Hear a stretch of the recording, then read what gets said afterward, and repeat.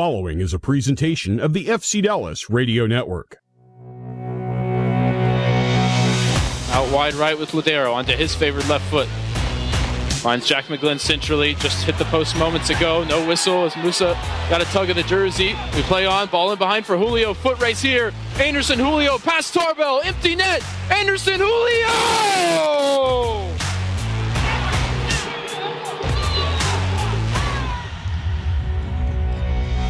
Eric Quill's FC Dallas side is in St. Paul, Minnesota tonight as they put their unbeaten road record on the line, hunting for more points away from home in Loon Country against Minnesota United. We're a third of the way through the season, and one thing we know about this version of FC Dallas is they are capable of winning points on the road. But starting tonight, they've got a 3-game stretch to really prove that. Minnesota tonight, Miami in just over a week, and San Diego to follow. A 3-week cross-country stretch of the season to really challenge Eric Quill's squad. Along the lines of the FC Dallas Radio Network, it's the FC Dallas pregame show presented by your local Toyota dealer. Toyota, let's go places. On tonight's presentation, we'll have the sounds of tonight's match with Eric Quill and Logan Farrington. Steve Davis will join me on the call, as well as a little later in this pregame show to break down the important tactics and storylines of tonight's matchup. But first, we welcome into the show the FC Dallas Insider. He writes for FCDallas.com. It is the third member of our FC Dallas Agenda podcast crew, Garrett Melcer. Garrett, welcome on. Thanks for having me. Third member. I thought I was a second member. Maybe we should do some podcast hosting power rankings or something here. A tier list coming to you soon on a Wednesday. Well, I already mentioned Dallas' success away from home early in this season, but tonight it's a real test for Eric Quill's side up against Minnesota United, who currently sits second in the West. Not only that, the Loons have a very unique style of play, unlike really anyone else in MLS. Garrett, why don't you go ahead and describe for the listeners how they want to play, how that might force Dallas to adjust?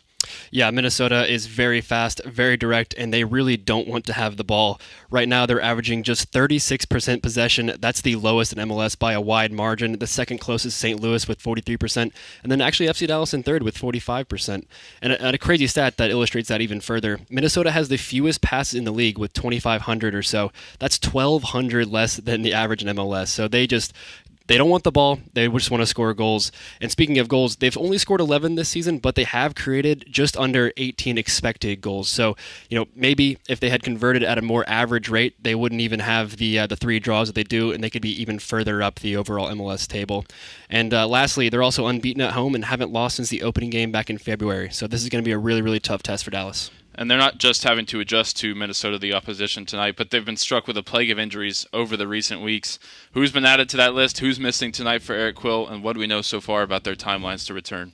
Well, first and foremost, Petar Musa, Dallas' leading scorer, designated player. He is out tonight and probably for a few more weeks with an ankle sprain that he picked up in Seattle. And we saw that one happen. He rolled his ankle on a play in the first half and was actually stretchered off. Thankfully, probably not as bad as maybe it looked with him on the stretcher there holding his head, but definitely a few more weeks, which is really unfortunate. Also, Marco Farfan missed the last game as well with compartment syndrome. He had surgery, so he'll be out for another month or a little bit more. And then another new one, Leo Chu, picked up a knee injury this week, so he's going to be out for a few weeks, possibly a month or more. Also, Sebastian Lletget, another muscle injury, so he's going to be out for a little while as well. And another new one, Enzo Newman, a knee injury in training, out for the foreseeable future. Really unfortunate for a promising young player coming out of the MLS Super Draft. And also, Seekin Sablang, a small ankle injury, will miss out tonight as well. And then, of course, we know quite a bit about Paxton Giovanni Jesus. The good news is Paxton is beginning training with the team, so his debut is on the horizon, and it's coming soon, and we're all looking forward to that. But it's not tonight. Absolutely. And Dallas went from one of the teams with a good injury situation across the league to suddenly they have the most players out of anyone league-wide tonight going into the match day, and that's just a rough position to be. But let's look at who Eric Quill has been able to pick for tonight's road bout. And first, of course, it's Martin Paz in net, a back four of Shaq Moore, Nolan Norris, Asaze Urguide, and Lalas Abubakar, who makes his first Dallas start. In midfield, an all-Portuguese-speaking contingent of Ramiro, Kaique, Show, and Pedrinho, with Lucho Acosta amongst the substitutes today. Leading the line in the absence of Petar Musa, it's Logan Farrington and Anderson Julio. Garrett, clearly I think the headline is no Lucho Acosta, no Petar Musa from the start for FC Dallas. Considering Lucho's played nearly every minute of the season to this point, do you see this as anything more than just rest and rotation for the number 10? No, I think it is just rest and rotation, considering Dallas has 3 games all on the road. It's a lot of miles on the clock for Lucho over the first few games this season, and of course a lot of air miles as well. So I think it's just rest for him and a really big opportunity for Pedrinho to come in at his favorite spot. Yeah, and I was looking into it once we saw that Lucho was out of the lineup, and he has rested did, quote unquote, come off the bench in 3 or 4 games in each of the last 2 seasons with FC Cincinnati. So something he has done over the past couple of years, even though he's a very durable player. He's played over 30 games in every season that he's played in Major League Soccer, going back to his DC United days. On the Dallas bench tonight, Michael Collodi, Sebastian Ibeagha, Alvaro for the first time, Patrickson, Diego Garcia, Anthony Ramirez for the first time this season as well, Bernard Kamungo, Lucho Acosta, and Tyreek Scott for the first time since the opener against Houston. So that's 2 first-team regulars and 7 players 23 years or younger, most of whom moved up from last year's title-winning North Texas SC side. It seems like someone might get their first opportunity under Eric Quill tonight off the bench. Yeah, absolutely. A lot of opportunities there. And, I wonder if Eric Quill is thinking, look, I know I have to rotate players. Maybe I don't want to rotate 2 players over the next 3 games. Maybe I rotate, 4 to 5 all in one time just to kind of get some rest in those legs for the main starters. But I would be really excited to see some of the guys on the bench. I think, Diego Garcia is a guy that we've talked about a lot over the last 18 months or so. Had an incredible season with North Texas last year, helped them win the title. And, you mentioned the how many young players on the bench there. You're kind of harkening back a little bit to the the FC Dallas ethos of using the academy to back in the squad to fill up those later roster spots, and then relying on them when they're ready. And hopefully they're ready, because a few of them are probably going to see a lot of minutes tonight. And looking back at the starting 11, another young player I'm intrigued by is the inclusion of Pedrinho for his 3rd start. He's fresh off his 22nd birthday on Friday, and happy birthday to him. But it's a big opportunity. He's trying to fill the shoes of the number 10 Lucho Acosta in this diamond formation, and it should be at least interesting to see at the very least. Those are very big shoes to fill of Lucho Acosta, of course, a recent MVP of this league. But I'm excited because this is Pedrinho's best position. He's a really a true number 10 in a lot of ways, and we saw him start a few games at the beginning of the year playing wide. That's probably not his best position. He did well in that spot for North Texas, but we know MLS Next Pro is not MLS. I'm not sure if he has the speed to compete at this level on the wing. I think the number 10 position, playing more central, really plays more to his strengths, the creativity. He's really good in tight spaces. He's got good vision, and he's also very good in the box. We saw him score a great goal for North Texas at the end of last year in the MLS Next Pro Cup with a cheeky back heel inside the 6-yard box. So if you need goals and creativity, that's what he can bring, but it is a big test for him tonight, playing in that number 10 spot for the first time in this league. Yeah, and of course that goal will live on forever here at Toyota Stadium, where we're calling the match tonight. But I think I was struck mostly, over the course of those playoffs by his work rate as well, and that's going to be crucial tonight for a Minnesota team that's so direct, so up and down the field. We think this one might resemble a bit more of a basketball game than a usual soccer match. But Pedrinho has shown that he has the ability and the willingness to defend. Now, Eric Quill has talked about that's still the side of the game that he needs to improve, but we've seen it, in the big games, he's been able to put that work rate in, and that's going back to with North Texas last year. But at the back for Dallas, Lalas Abubakar has made a couple of important, albeit very short, appearances off the bench to help Dallas lock things down, but he's got a very different task for him today from the start for the first time up against one of the league's most pacey and lethal striker duos. I am a little surprised by this one. I mean, we know there's a lot of rotation going on in this game. Center back is not a position I would expect to be rotated too much. They don't get as many miles in their legs as a fullback or a midfielder would necessarily. And I also thought Ibeagha was having maybe his best run of form in an FC Dallas shirt alongside Osaze Uriguita. I thought those two were really beginning to become one of the an excellent pair at the back and really holding things down. Maybe they don't have the shutouts and the clean sheets to back that up, but individually I thought they looked very strong. But it's a great chance for Lalas Abubakar. He's a very experienced player in this league. Lots of games for Colorado Rapids, a few for the Columbus Crew as well. And we do know he's great in the air. That's one of his strengths. That's why he was kind of they come in late. The closer. The closer. 90th minute, come in, win a few headers, and close the game for FC Dallas. The one thing is, Minnesota doesn't really cross the ball a lot, especially not in the air. They have 50 attempts in crosses. That's 21st in MLS, so bottom third. What they do is cross very low. Oftentimes they'll get to the byline and swing in a low cross. A swing might be the wrong term to use there, but they'll fire in a low cross, so that's something that Lalas will have to be very wary of tonight. Yeah, and one more, just a note before we head to our first break. Martin Paas making his 100th start in Major League Soccer. Garrett, I'm interested in your perspective on Martin's season so far, where maybe we've seen him improve over his time in MLS over those 100 games. Obviously, he's been one of the premier keepers in the league, and he was an all-star selection last year. We've seen him blossoming on the international stage with Indonesia. Where do you see Martin Paas and his place in the team right now? I mean, he's the number one. He's FC Dallas's number one. He's Indonesia's number one, and he's a fun player to watch because he's always had the reflex saves in his bag, and sometimes he's one of those who makes it look even better for the cameras, which we always enjoy on the media side of things. But I think we have seen him improve, especially with his feet. When he came in, even though he grew up in the Dutch system, I don't think playing out of the back with his feet was necessarily his strength. I think Drew Keyshawn, the FC Dallas goalkeeping coach, has helped him improve on that. And I think one thing he may still want to work on is coming for crosses a little bit more often. Not his strength, not FC Dallas's back line strength over the last few years. So if he can be a little bit more proactive in that one space, I think he'll be continue to be in the conversation for the top 5, top 3 goalkeeper in this league. Well, those are some of the headlines for tonight's match, and that is Garrett Melcer. You can catch his written work on FCDallas.com, and he's over the air weekly with us on the FC Dallas Agenda podcast. We'll hear from him throughout the night, but when we return on the FC Dallas pregame show, we'll bring you the sound of tonight's match. You're listening to FC Dallas Soccer, presented by Toyota on the FC Dallas Radio Network. So, what'd you do this weekend? Well, just took the Tacoma off-road, deep into the woods, got to this hidden campsite only it could reach. Nice. I hooked up the boat to the Tundra and hit up the lake. Towed it like a pro. Had the whole lake to ourselves. Hey, wait, did I mention I went rock climbing too? Yeah, thanks to the Tacoma's crawl control. Well, sounds like we both had fun weekends. Mine was better. The Toyota Tundra and Tacoma are built for all the fun. Test drive at your local Toyota dealer or visit Toyota.com today. Toyota, let's go places. Feature availability differs based on trim. See Toyota.com for details. Want to hear something incredible? That's Eleanor. Just 10 hours after being born, Eleanor was airlifted to Children's Health and met by our expert team trained in cardiac and critical care. At 4 days old, she received a stent to help her heart pump blood to the rest of her body. And today, she's a happy, healthy 1-year-old. That's incredible. That's Children's Health.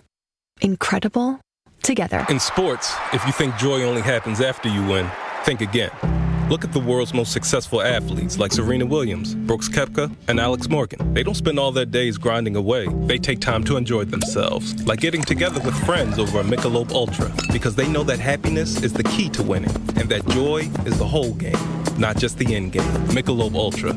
95 calories, 2.6 grams of carbs. It's only worth it if you enjoy it. Enjoy responsibly. AB Michelob Ultra Light Beer, St. Louis, Missouri.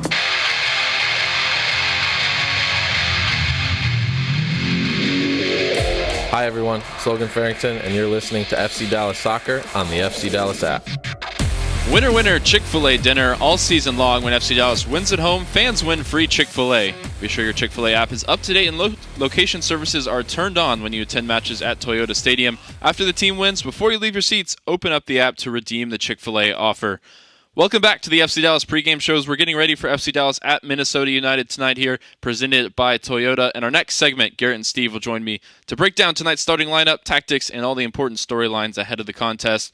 But while we have a quick moment, a reminder for you about the FC Dallas Radio Network podcast feed, your hub for all of our FC Dallas audio offerings. In addition to our weekly postgame show, we've added the FC Dallas Agenda podcast, dropping every Wednesday.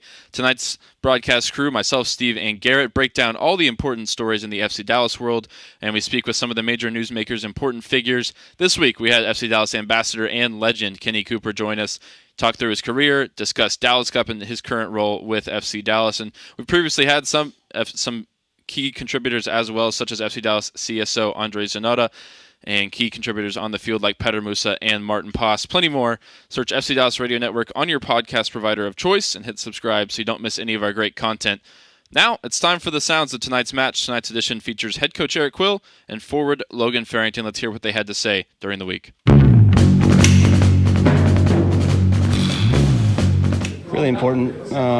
We got to keep climbing. We got to stay in the race and get our psyche back. And it's a marker. Great teams don't go on losing streaks. So we got a test ahead of us, and Minnesota's a great club. But we need to take care of our mentality, our style, and we got to fix some things. And I think we're on the right path.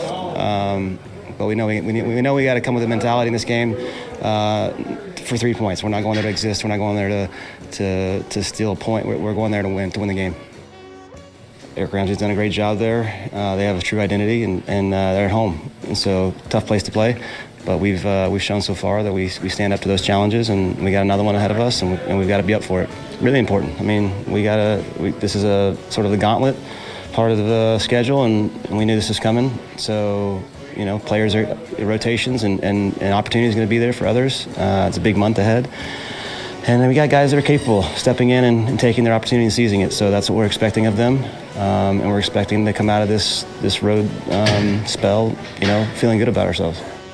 I think it's always important to bounce back after a loss. I think we've done a good job on the road this year, so hopefully we can find some fortune and some momentum going into this weekend again, which is what we've done throughout the season on away trips. I think it's really important. We got to get back to how we can play and just keep getting better every week, so then we can bring that energy back home and start a push, start getting more points, and get a winning streak together. Yeah, it's super important. Road trips are always tough. I think we've done really well this year with them. I think we bonded well while we're on the trips, and I think that's one of the reasons why we've done well. So the first one is very important. It kind of sets the tone for these 3 away trips. So hopefully we can go perform really well and then ultimately get a result from that.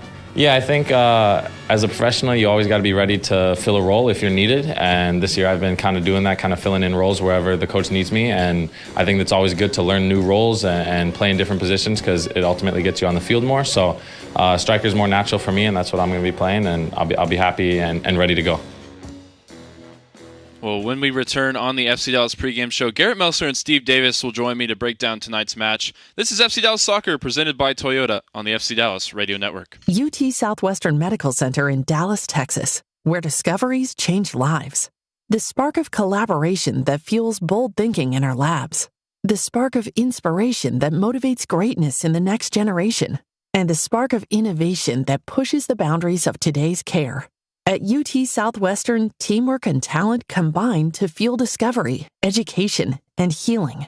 UT Southwestern, the future of medicine sparks here. Welcome to the world of WinStar, the casino of FC Dallas, where 10,000 electronic games plus roulette, craps, and blackjack is just the beginning.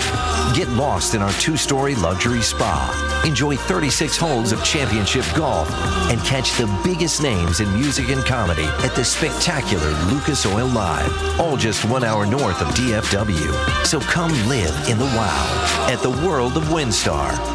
In sports, if you think joy only happens after you win, think again. Look at the world's most successful athletes like Serena Williams, Brooks Koepka, and Alex Morgan. They don't spend all their days grinding away. They take time to enjoy themselves, like getting together with friends over a Michelob Ultra, because they know that happiness is the key to winning, and that joy is the whole game, not just the end game. Michelob Ultra. 95 calories, 2.6 grams of carbs. It's only worth it if you enjoy it. Enjoy responsibly. AB Michelob Ultra Light Beer, St. Louis, Missouri. Hi everyone, it's Sebastian Leggett, and you're listening to FC Dallas Soccer on the FC Dallas app. Welcome back to the FC Dallas pregame show here, presented by Toyota. We're just under 20 minutes from kickoff at Alianz Field, so let's go ahead and bring you tonight's starting lineups. Tonight's starting lineups are brought to you by Advocare. Starting first for FC Dallas and first-year manager Eric Quill. Let's hear who he's picked to start the game tonight.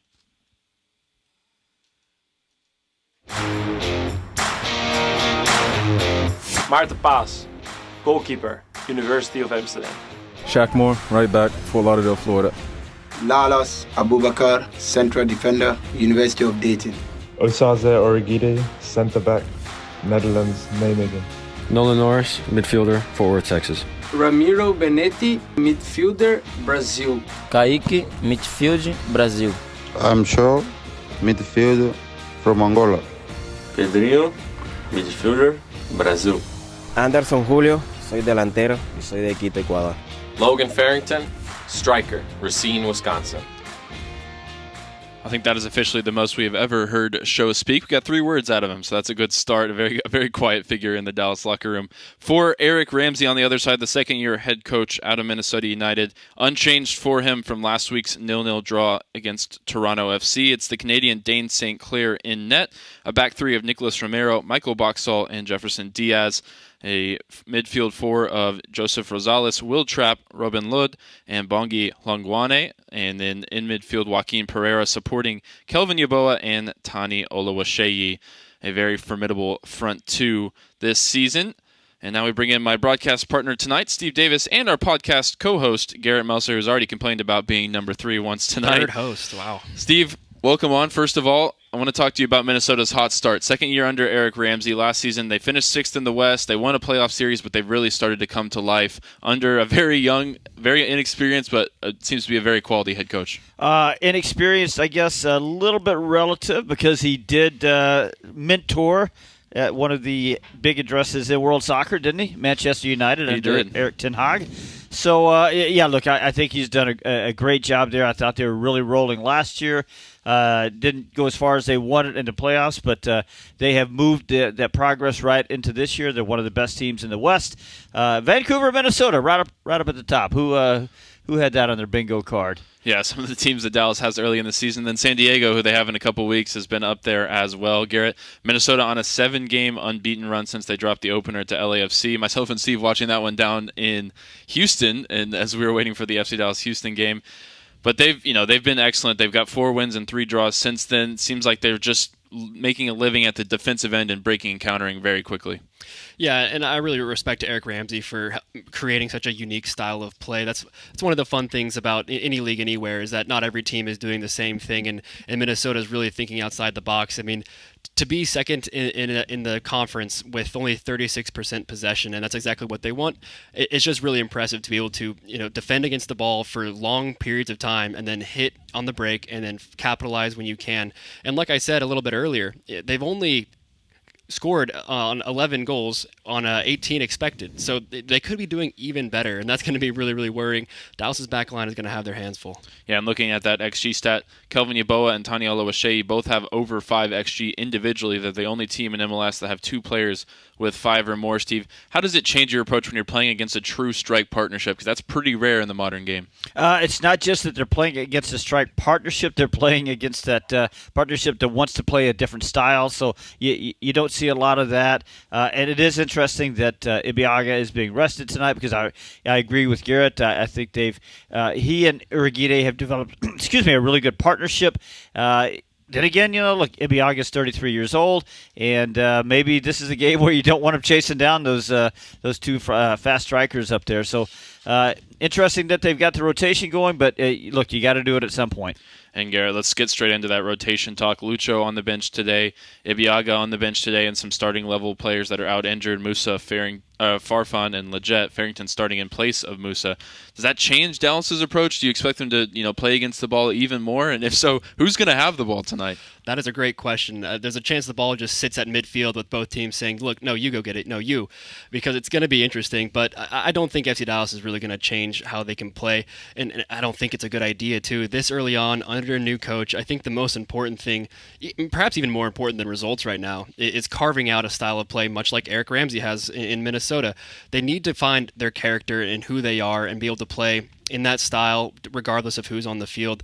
But there's plenty of players who can do that style. I think Logan Farrington, even though he's not the fastest guy, I think he's very good on the break. He's really good at getting the ball around midfield, holding it up, kind of dribbling into what looks like an alley that we can't get out of, and then a little cutback turn, and then he finds the runner in space. Probably going to be Anderson Julio making that run oftentimes. So excited what that can be. It's interesting because you talk about finding the style, identifying what they want to be with the ball, and I 100% agree. But up at Alianz Field tonight, it's going to be hard to do it when you don't have your 2 most important offensive weapons there. So I'm really sort of curious about what we're going to see out of Dallas with the ball tonight. And as far as some of the rotations here, I don't know about you guys, but I'm not worried about Logan. Logan for Musa. Look, he's not better Musa, but I sort of look at Logan as like a volume shooter in basketball, right? He doesn't have the technical craft that Musa has. He doesn't have all of the attributes that Musa has, but he's going to get so many chances because he's around the ball and he makes things happen that I feel like he's got a goal in him tonight just on the volume of things that he's going to be around the ball, that he's going to be drawing fouls, and he's a pretty good passer as well. And Steve, in the Dallas midfield, it's a first start of the season for Show, who missed a majority of the start of the preseason and the start of this season with illness. Now Pedrinho's at the 10 as well. It's a midfield that can communicate. They all speak Portuguese, the Brazilian, Angola. But where do you see the strengths of this quartet of players, and where do you see maybe some of the weaknesses, the concerns? So I said I wasn't concerned about Logan filling in for Musa. I'm a little more curious about what the midfield is going to look like. I generally think that Eric Quill hasn't been able to sort of piece together that midfield just yet. I will say that it's time for show. I don't mean no pun intended. Show us what he can do. I didn't see a whole lot out of him last year. I saw some flashes, but there's times when he wasn't well positioned. But that team, was just struggling and trying to get to the finish line. So I think he does deserve a chance. But look, they've rotated some different guys in there. And Siki and Pedrinho in some different spots. It's time for one of these guys to grab hold of that position and sort of make it theirs. So I am worried about who's going to connect, who's going to be the legit, who's going to provide, of course, the creative spark in there. We think it's going to be Pedrinho. We'll see. Well, I'm really excited actually to see the midfield too of Kaique and Sho Kafumana. One, because profile-wise, I think Sho is a much better partner for Kaique in the midfield as opposed to Patrickson Delgado. And I say that because Patrickson is a little more similar to Kaique, where he flies around the field, he gets up and down, he kind of gets in your face, whereas Sho is a little bit more stay at home, kind of dictate the tempo of the game, stay in front of the back four, and find passes, receive the ball with his back facing his own goal, and then find an outlet ball. I don't think Dallas has really had that kind of player yet in the midfield, and I think that can, go some ways into describing why the team has, struggled to progress the ball so much from the back four. So I think Sho and Kaique and Ramiro might be a little bit more balanced than when Patrickson's in there with them. And tonight, the depth on the bench is made up of, a lot of homegrown, some kids, plus Lucho and Ebiaga. Does this feel like to you, Garrett, that Dallas is returning to their roots? Obviously, it's needs must with the injury list, but Quill's proven that he's going to give opportunities to players. I mean, Nolan Norris making his fourth straight start tonight is case in point.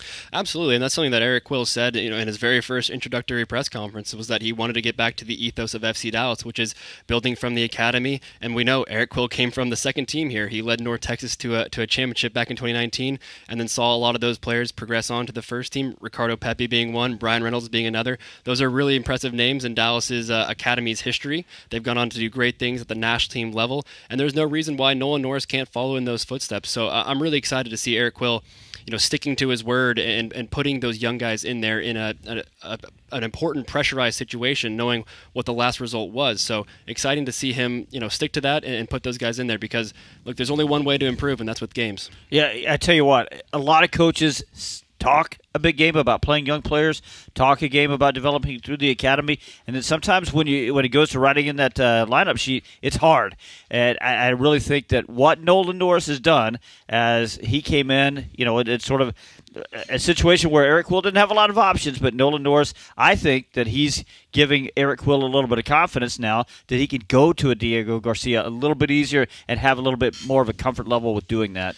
Yeah, and I think it's easy to forget, too, that not just the homegrowns are some of these younger players. Kaique himself is only 19. Pedrinho just turned 21 as well, looking at the average age tonight. The starting 11, youngest of the season, average age of 25, and the bench just under 23 years of age. So definitely going to have to turn to youth at some point tonight, will Eric Quill. This is the first of 3 straight on the road against some of MLS's top sides.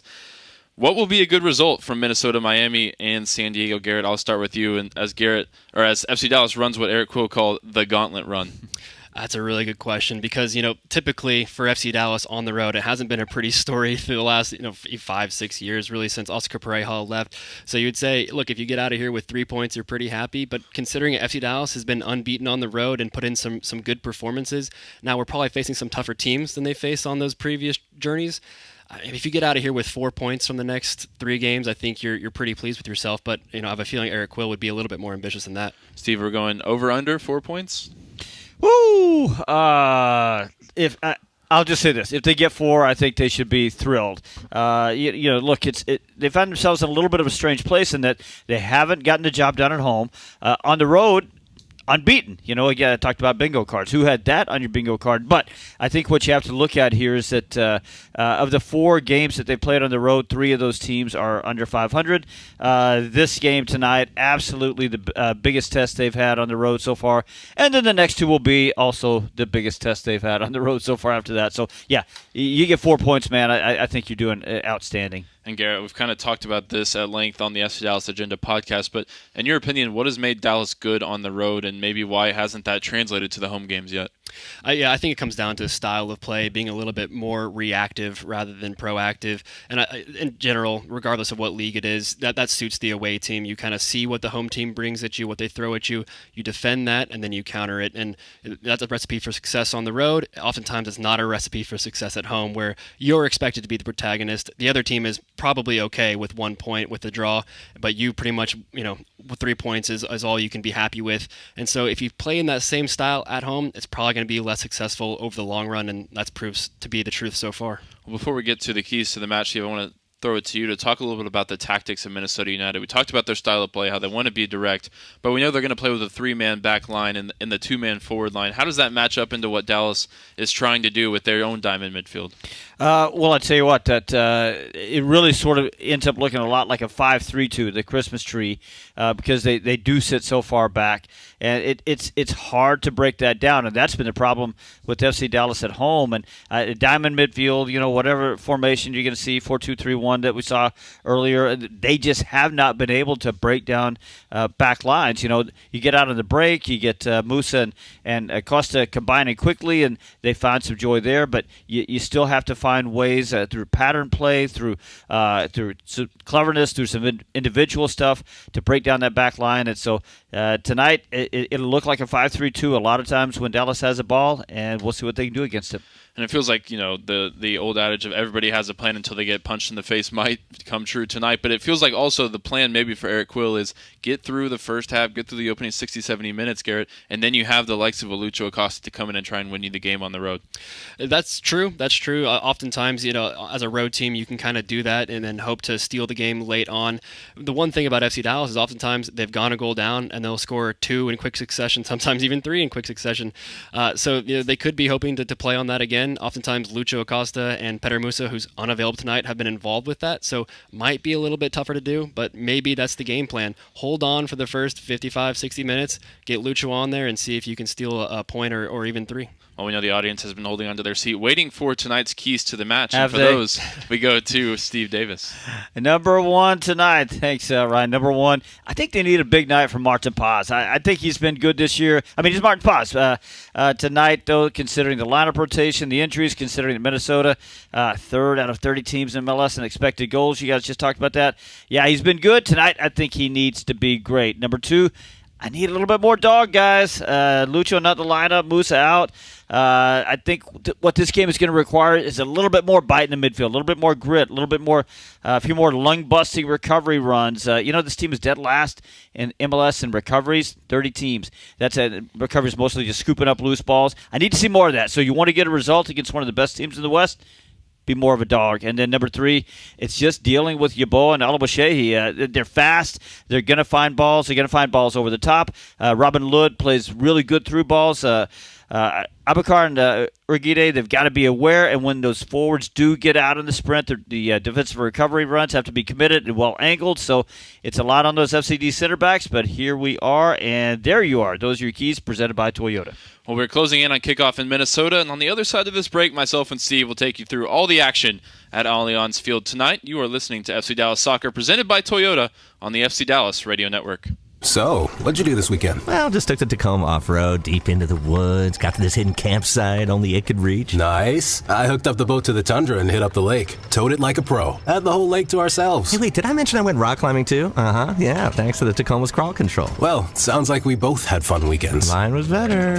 The Toyota Tundra and Tacoma are built for all the fun. Test drive at your local Toyota dealer or visit Toyota.com today. Toyota, let's go places. Feature availability differs based on trim. See Toyota.com for details. UT Southwestern Medical Center in Dallas, Texas, where discoveries change lives. The spark of collaboration that fuels bold thinking in our labs. The spark of inspiration that motivates greatness in the next generation. And the spark of innovation that pushes the boundaries of today's care. At UT Southwestern, teamwork and talent combine to fuel discovery, education, and healing. UT Southwestern, the future of medicine sparks here. Welcome to the world of WinStar. the casino of FC Dallas, where 10,000 electronic games plus roulette, craps, and blackjack is just the beginning. Get lost in our 2-story luxury spa. Enjoy 36 holes of championship golf and catch the biggest names in music and comedy at the spectacular Lucas Oil Live, all just 1 hour north of DFW. So come live in the wow at the world of WinStar. Want to hear something incredible? That's Eleanor. Just 10 hours after being born, Eleanor was airlifted to Children's Health and met by our expert team trained in cardiac and critical care. At 4 days old, she received a stent to help her heart pump blood to the rest of her body. And today, she's a happy, healthy 1-year-old. That's incredible. That's Children's Health. Incredible together. UT Southwestern Medical Center in Dallas, Texas, where discoveries change lives. The spark of collaboration that fuels bold thinking in our labs. The spark of inspiration that motivates greatness in the next generation. And the spark of innovation that pushes the boundaries of today's care. At UT Southwestern, teamwork and talent combine to fuel discovery, education, and healing. UT Southwestern. The future of medicine sparks here. So, what'd you do this weekend? Well, just took the Tacoma off-road, deep into the woods, got to this hidden campsite only it could reach. Nice. I hooked up the boat to the Tundra and hit up the lake. Towed it like a pro. Had the whole lake to ourselves. Hey, wait, did I mention I went rock climbing too? Uh-huh, yeah, thanks to the Tacoma's crawl control. Well, sounds like we both had fun weekends. Mine was better. The Toyota Tundra and Tacoma are built for all the fun. Test drive at your local Toyota dealer or visit Toyota.com today. Toyota, let's go places. Feature availability differs based on trim. See Toyota.com for details. Hi everyone, it's Sebastian Ibiaga. Tonight's FC Dallas match is up next, right here on the FC Dallas app. Well, Eric Cool's Road Dogs are going hunting in Loon Country tonight as they take on one of the league's hot starters in Minnesota United. Unfortunately, the injury bug has struck for Dallas right as they go into what Eric Cool has called a gauntlet run of 3 straight road games. No Petter Musa, and he's joined on the training room table by Sebastian Lletget, Marco Farfan, Leo Chu, and a few others. The depth has pretty much eroded the way for Eric Cool's side, but that will present opportunities for some of the team's young homegrowns, 4 of which make the bench tonight for FC Dallas. I'm Ryan Figert on the call tonight here on the FC Dallas Radio Network. I am joined by our one and only Steve Davis. And Steve, this is another game where we're going into it similar to last week. Don't really know what to expect out of FC Dallas, especially seeing that lineup rotation. No Lucho from the start. Yeah. You know, here's what I do expect. I expect a pretty solid backline performance. Let's don't forget that this team has allowed 4 goals in the last 5 games, and one of those goals, by the way, that sketchy penalty kick in Atlanta. So you keep that kind of solidity along the back line, you're going to be in the game. Dallas all-time against Minnesota United. 7 wins, 7 losses, and 4 draws. Dead even. The biggest matchup between these two teams, of course, was the postseason matchup back in 2022 when Dallas won on the famous Alan Velasco Panenka penalty in the shootout. Over the last 5, it's been Dallas with 2 wins, 2 draws, and 1 win for Minnesota United. Thinking back to last year, that was the breakout game under interim head coach Peter Luxan as Dallas won 5-3 at Toyota Stadium with a Petter Musa hat trick. Musa not involved tonight. He's actually the all-time leading scorer for Dallas against Minnesota United, all in that one game. Earlier in the season last year, Dallas going to Minnesota, drawing 1-1 with a Liam Frazier goal, his one and only for the club. And Steve, what do you take away from those 2 games coming into this one, both under 2 different coaches, but Dallas at least has that positive history against Minnesota last year? I forgot about that Liam Frazier goal. Wow. It was a nice one. It was a good goal. You're right. I wouldn't mind seeing another 5-3. I don't know that we're gonna see that. So I think Dallas has played well in different games at different times up there. So and we know that they're playing well on the road, so I expect, even though there's lineup rotation, I expect Dallas to be pretty confident tonight. And if Dallas is going to get points on the road, they might have to look for something like a 5-3 because Minnesota's been so strong offensively. They're second in goals scored with 11 in the Western Conference, and that's on 17 expected goals. They've created 11 clear-cut chances. What has made them so successful going forward at that strike partnership of Yeboah and Oluwaseyi? They're good. They're fast. What they want to do is defend low and then get out on the break. I was listening to Garrett talk about the crossing. It is interesting because some people count crosses differently, and what they do is serve a lot of balls early into the penalty area. They're just not. There's not going to be a lot of namby-pambying around with the ball. Once they get forward, they want to get it inside the box, whether it's a through ball, whether it's a cross from those sort of further out positions, and maybe sometimes they don't count those as crosses, but they're looking to go over the top. They're looking to go through, use the speed, and that's what Dallas has to deal with. Well, our referees tonight, Abdu Njai, Corey Richardson, Eric Weisbord, and Ismir Pekmich, the fourth official, taking the ball out to the halfway line here at Alianz Field. Alianz Field opening in 2019, just under 20,000 seats in the building. One of the most beautiful soccer-specific small stadiums in the country. It's a great venue tonight for FC Dallas and Minnesota United. Temperatures in the 50s and dropping as we just got used to the heat here in Texas. There'll be some long sleeves out there tonight for both sides in Minnesota.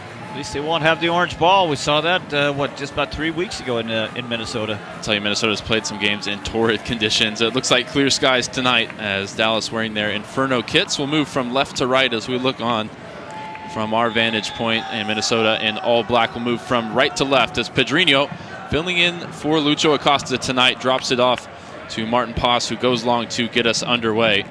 And that was the same kickoff we've seen over the last couple weeks, but Logan Farrington in for Peter Musa, Pedrinho in for Lucho Acosta, and that's one of the key storylines tonight. Still a pretty good target to aim for in Logan Farrington. Throw in for Shaq Moore along the right side, going for a quick 1-2 with Anderson Julio, making his second straight start after returning from that absence, getting his green card down in Ecuador. Throw in intended for Kaique. Dallas with three players around the ball, coming away from it there. The Minnesota United player Joaquin Pereira, one of their new designated players, picked up in the summer window last year. They went back shopping at Tucumán in Argentina to pick up Nicolas Romero in January. He's been a top center back for the Loons so far. St. Clair rolls the ball 10 to 15 yards further forward from where the foul was committed. And he's going to send this one long off his left foot. He's an experienced international, Canada's #1. He knows the tricks. Arguide, his first touch on the ball as he wins the header. And Minnesota pick up the second ball, something they do so well. Here's the ball in between the lines. Abubakar shielding it from Yeboah, and Shaq Moore will concede a throw near the corner flag on this near side. That's just a throw in. I think Shaq Moore wanted his goalkeeper Martin Paz to come get that one. Getting a look at Lucho Acosta on the bench next to Alvaro and Diego Garcia, who are yet to make their FC Dallas debut. It's a very young bench for Eric Quill, with the exceptions being Lucho and Sebastian Ibiaga. Long throw coming from Michael Boxall in towards the near post. First header won by Arguide, helped along by Nolan Norris. Got the gloves on tonight. Second ball lifted back towards the box. Arguide already his third headed clearance of the game. He's one of the league leaders in that stat. Abubakar wins the header as the teams pinball it back and forth. Breaks through for Michael Boxall, the 36-year-old New Zealand international, older than his head coach, 33-year-old Eric Ramsey, who was pretty much hailed as a coaching prodigy worldwide, making his way from the Manchester United bench, where he was assistant to Eric Ten Hag, to take this full-time gig at Minnesota United. Anderson Julio coming up limping a little bit after blocking a clearance. Play for a Minnesota throw right in front of Eric Ramsey. Abubakar wins the header from the throw. Battle for the second ball there with Rosales. Breaks for Sho Kafumana in midfield. Strong tackle there from Uragide on Yeboah. He won the ball. And Steve, as we expected, 3 minutes in, no real shape to the play so far. And the Dallas center backs have been busy. Yeah, there's been some shape to Uragide, though. Look at that. There's another one header right there. Good strong start from him. I think he might have 5 headers in the opening 3 minutes. Incredible. Continues such a strong run of form since joining the team in the offseason. There's Kaique back defending as Joaquin Pereira was trying to shape a ball into the box. It's out for a Loon's throw. Eric Quill nearby where Pereira was shaping the throw. He's got the red hat on tonight and a heavy coat.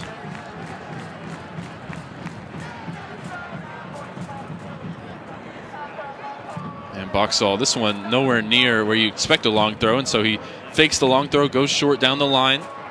Now Boxall finding himself in the left wing spot. Dropped off for the ball in from Rosales. First header won by Oluwaseyi, cleared away by Nolan Norris. You saw where that ball came from. They do a lot of that, and I'm not sure that counts as a cross necessarily, but you see that a lot. That ball that just put in the box from about 30 yards. A good defending there from Pedrinho against Hlongwane. And now he puts the ball in between the lines for Logan Farrington. Great weight on it. Logan Farrington 1-against-1 here with Will Trapp on the edge of the box. Farrington looking for space to shoot as Minnesota get bodies back, and Farrington leaves that ball short of Pedrinho. Cleared away only as far as Nolan Norris. Great work there from the Brazilian, playing a day after his 22nd birthday.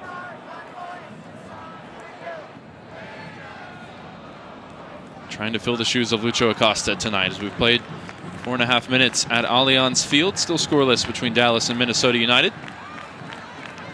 Pereira going for a back heel. Abubakar goes flying in.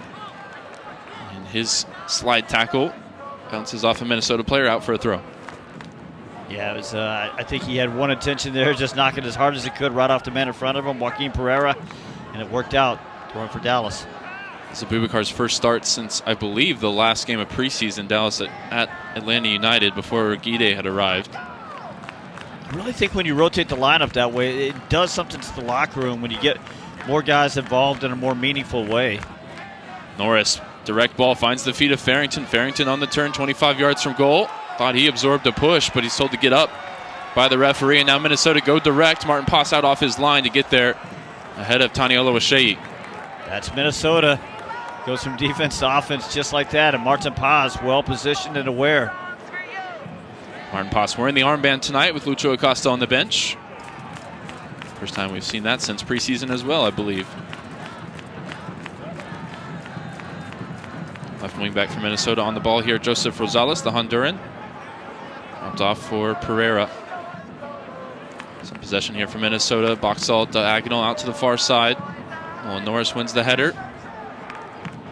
Second ball picked up by Robin Ludd. Nice ball to split the lines, finds Hlongwane. Hlongwane inside the 18 on the far side. Set back for Oluwaseyi. Low shot blocked by Abubakar. And it spins all the way forward for Logan Farrington, who does well to keep possession, finds Shaq Moore. Kaike, nice little back heel exchange with Ramiro. Went for one more pass and maybe should have kept going himself. He turns possession over. And now Pereira with Yoboa inside the 18. Lalas Abubakar with the sliding tackle, and Martin Pass forced into a save at the near post. Good scramble defending there from Abubakar. Good save. Good early moment from Martin Paz. Show Ramiro they've got to be a little bit better, a little bit cleaner in possession. Because you turn that possession over in that spot, you know Yoboa or Oluwaseyi here are going to be off on the run, looking for the early through ball. Martin Paz waiting for Ramiro to pick himself back up as he's stayed down. He's got to tie his shoe. So, guys, something to watch here. A couple of times Farrington's gotten forward, gotten the ball. That's a situation where Lucho Acosta is going to recognize it if he's in the lineup, and he's going to get forward and become a partner to work off of. Pedrinho's got to see those moments. He's got to be Johnny on the spot and give Farrington an option in those moments. It's pretty clear, I think, that Pedrinho is defending out as a left winger, and then they're asking him to come inside and pull the strings as a playmaker.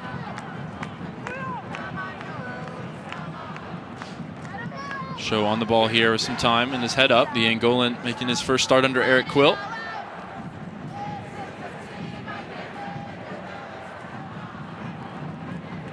Abubakar, time on the ball. He's going to go direct, looking for Farrington.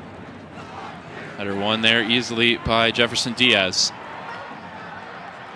Time on the ball for Robin Ludd, the 31-year-old Finnish midfielder. I think he's still one of the most underrated players in the league. He can play striker. He can play on the wing. He can play in those central areas. I'm sure if you needed him to, he could probably play as a center back and be very effective at any of those spots. I think Wilfred Nancy agrees with you. He picked him as one of his selections for the All-Star team last year. It's good company to be in terms of how you think about the game, Wilfred Nancy. Boxall swings it out to the far side for Hlongwane. He's been converting into this wing-back position this year for Eric Ramsey. Here's Kaike, ball forward for Farrington. There's some space in the attack here. Julio alongside Farrington, who's out wide on the left now. He's going to run at Jefferson Diaz inside the 18, trying to get onto his right foot. Whips it towards the back post. It's saved by St. Clair, and the rebound just evades Kaike. Third time Farrington's gotten the ball in a good spot. First time he's really been able to produce a shot off of it. Good save from Dane St. Clair, but I like that. I told you a while ago, he's like a volume shooter. He's going to be around the ball. He's going to get opportunities in the final third. It's just turning them into shots, just like he did there. Farrington's lone goal coming in the 3-1 home defeat against Chicago Fire. And he had the one chalked off against Colorado that might have won Dallas the game on the road. Brian's still upset about that one. It's going to get brought up all season long. It will. Maybe if Logan gets the 10 goals, that one will get forgotten. Probably not.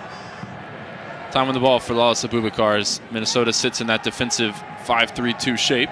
Hey, by the way, that chance a minute ago, Dallas's first shot on target was created off a really good tackle in the midfield by Lalas Abubakar. Farrington, good work to hold off the defender, finds Ka'ike, ball in behind for Julio. Julio, edge of the 18, low shot, well saved by St. Clair. And he picks up the rebound before Shaq Moore could get any piece of it. 2 shots on target in quick succession there for Dallas, something they didn't manage at all last week at home. Good moments there from FC Dallas. If they're finding more space through the lines than I expected they might against the Loons tonight. Some of the midfielders showing a decent range of passing to find Farrington and Julio.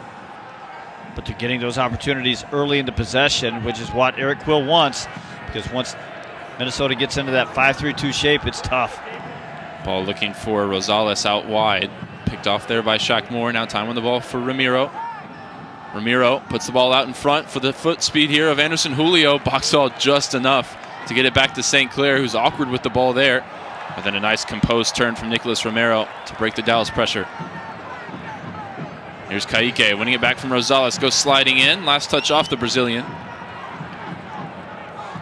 Guys, how about this? FC Dallas, 10 minutes into the game on the road. They've already had more shots on target than they had last week at home.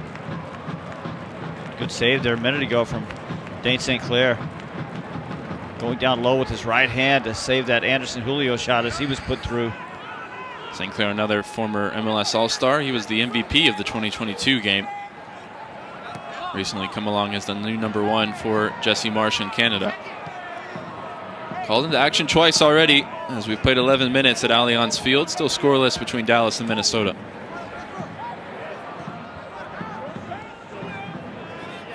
Shaq Moore all kinds of times. Just going to lift it forward towards Logan Farrington. First header won there by Nicholas Romero. And Pereira loses out to Ka'ike, who's had a bright start to this game. Dallas with players around the ball, and it's show who comes away with it. Shaq Moore not on the same page there as Logan Farrington, who tried to go to feet, while Farrington was trying to spin in behind. It turns it over to the Loons.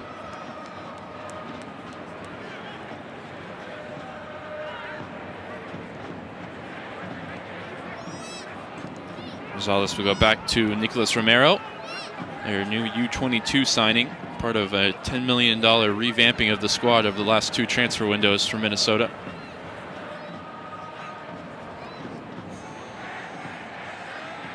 On the ball for Dane St. Clair now. Dallas not going to pressure all the way up to the goalkeeper.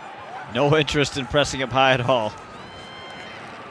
Ball through the lines looking for Yeboah. Pass off the mark there from Jefferson Diaz. Ka'ike, though, loses out to Oluwaseyi. And now Yeboah tries to put it in behind for Oluwaseyi, who gets the left-footed shot away. And it's saved by Martin Paz, chested back to him by Lalas Abubakar. So Martin Paz now has 2 saves, and both of them with Ka'ike's sort of paw prints on the lost possession right in the middle. He's just got to be cleaner in there.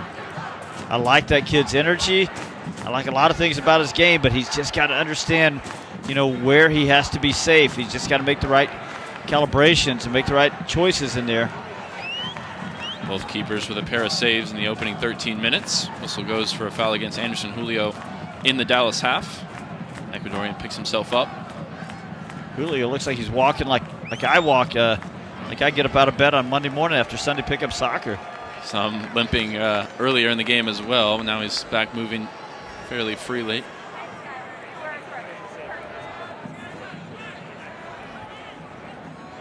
Abubakar lifts this one in behind. And it's Ka'ike making the run out of midfield. And looks like he's won a corner. First of the game. Nice little ball from Abubakar, wasn't it? Little ball, it checked up, good angle, little curl on it. KK found it. I'll tell you that we were out at training yesterday, and sort of the walkthrough, the tactical element of it, that's something they worked on exactly right in front of us. Building with Abubakar that runs in behind from midfield. On Dallas a corner here in the 15th minute. Pedrinho will take it, outswinger from the near side. Pedrinho in towards the near post. Uriguide got a head to it. It's back out towards Pedrinho. Rosales on it for Minnesota, and his clearance blocked behind by Pedrinho for a goal kick. I like the shape and the pace on that first corner kick for FC Dallas from Pedrinho. Well, the best way to experience FC Dallas soccer is with a season ticket membership, which has a host of benefits to make it the best option in sports, including a complimentary MLS season pass membership, discounts on concessions at Toyota Stadium, and much more. You can find the membership that's perfect for you at fcdallas.com/memberships. We talked about wanting to see a 5-3 like we saw at Toyota Stadium last year, and while we haven't seen the opening goal yet through 15 minutes, it's been busy in both boxes. Header won in midfield by Abubakar, who now retreats as it's Minnesota who bring it forward up the near side with Rosales. Early cross swung in along the ground, edge of the box. Yeboah trying to get turned. Ka'ike gets a foot to it. And now Uriguide on the dribble out of the back line, sliding in against Longuane, taking contact in the back from Robin Lod and drawing a foul. And looking to get it going quickly. Ka'ike now. Ball over the top. Farrington will give chase. Boxall wins the header. Both teams so interested in going forward as quickly as possible tonight. Does it seem to you guys that Uriguide, as good as he is at home, is he even a little bit better in games on the road? He just likes to play that spoiler role. We know that was something in Kosi Tafari relished in his games with Dallas as well. Maybe on the road, just more opportunities to shine. I'm not sure, but we talked about how good he was a couple of weeks ago against Atlanta. I thought that was his best game, but he started so strong tonight. Pedrinho off the outside of the right foot, down the line for Ramiro. Tried to drop it off for Julio. And he'll arrive back for Nolan Norris. Show on the turn in midfield. Receives it back from Ka'ike. And now Abubakar will bring it forward on the dribble. Down the line wide with Shaq Moore. Shaq Moore tries to get past Rosales going inside, but Will Trapp's there to cover it up. Farrington coming all the way across to pressure Will Trapp near the corner flag on the near side. Romero swings a left foot through it. Ka'ike brings it down out of the air. Dropped off for Uriguide, loose touch for Uriguide, but then he cleans it up with the second just in front of the pressure from Kelvin Yeboah. Definitely getting Laz Abubakar higher and wider than we've seen Ibeagha play.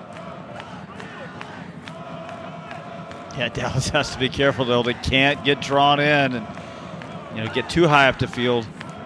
That's what they want with Yeboah and Oluwaseyi running behind. Norris going for a cross-field diagonal, not on the same page there as Shaq Moore. It's comfortable for St. Clair to pick up. 18th minute, good strong start for FC Dallas. Still yet to score in the opening 30 minutes of a game this season, but this is the third straight game where I think we felt like they came out the better of the two teams. You wondered who was going to have more possession. Right now it's Minnesota, but that's mostly because Dallas just really laying off and letting Minnesota make 2 or 3 passes in the back. Loose ball there picked up by Logan Farrington. He's got Pedrinho along the right side. Back heel back to Farrington. Space for him in the middle. Now finds Pedrinho in the box on the right side. Chip forward for Ramiro, whose sliding effort is blocked, and both players have stayed down as the whistle goes for a foul against Ramiro. And he's holding his left knee, and that's a concern for this Dallas team who've already lost Enzo Newman during the week for the season with a knee injury. Leo Chu with a knee injury as well. Well, it was a really clever ball from Pedrinho.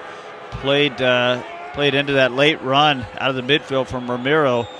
But Ramiro he just wasn't fast enough to get to the ball. Boxall beat him to the spot, and as he swung at it, he got a lot of Boxall and hurt himself in the process. He's getting a little chat, little what for from the referee there. Yeah, Boxall appealing for more. He's the captain for Minnesota, the all-time appearance leader for the Loons. Yeah, what a player he's been for them. I mean, he's a leader. He's coming up on about 250 games, all competitions for Minnesota. He's got I believe more than 50 appearances for New Zealand. I think he's still active for them. I think he's still... Yeah, he played at the Olympics. He was one of their overage selections. Yep, even in recent World Cup qualifying as well. Long ball launched forward, easily won by Abubakar. Tries to nod it out wide for Shaq Moore, who gets there. His ball forward off Kaike, going back towards the Dallas goal. Abubakar there to try and clean it up. Shaq Moore with Yeboah leaning on him. No whistle. It's given up possession to Pereira. Dallas swarming around the ball, forcing Minnesota back into their own half as we've played 20 minutes now at Allianz Field.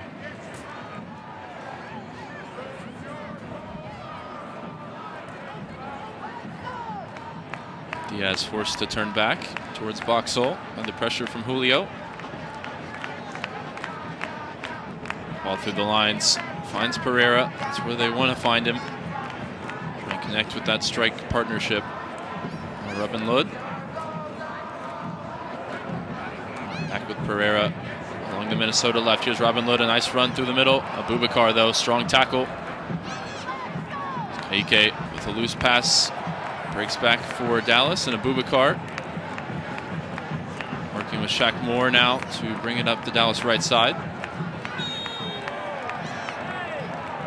Moore got a foot on the ball, but he was just a little bit out of control there, went sliding in, and he's been whistled for a foul against Rosales. No, I think it's going to be a free, I believe it's going to be a free kick for FC Dallas. Am I wrong about that, Ryan? I believe I saw him pointing towards the Dallas goal.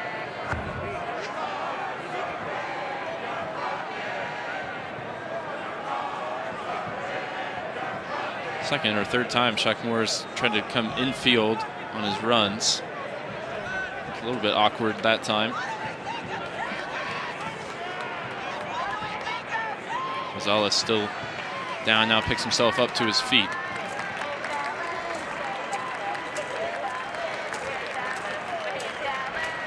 Well, Dallas isn't back home until Saturday, May 10th when they host Real Salt Lake. And for tickets and more information on that one, you can visit fcdallas.tickets.com. So the foul had been, referee had already spotted an infraction when Shaq Moore got all out of control there, so that was a free kick for FCD. Is that an I told you so from Steve Davis? No, sir, just no, because you were reading the thing, and I wanted to tell the good listeners what was going on. Well spotted. Now Abubakar again going direct towards Farrington. Header won that time by Diaz. Now, if we're playing I told you so, you're gonna say it to me more than I'm gonna say it to you, so I'm not playing that game. Here's a quick combination between Julio and Farrington. Farrington tripped up clearly, waved away by the referee. That would have been in shooting range as well. Now Kaike wins it back from Pereira, looking for options ahead of him, but Kaike's gone down injured. Referee says play on. Now Minnesota can counter. Rosales up the left side, runners either side of him. Yeboah out wide to his left, but nice block there from Abubakar. And then Ramiro tripped up by Rosales.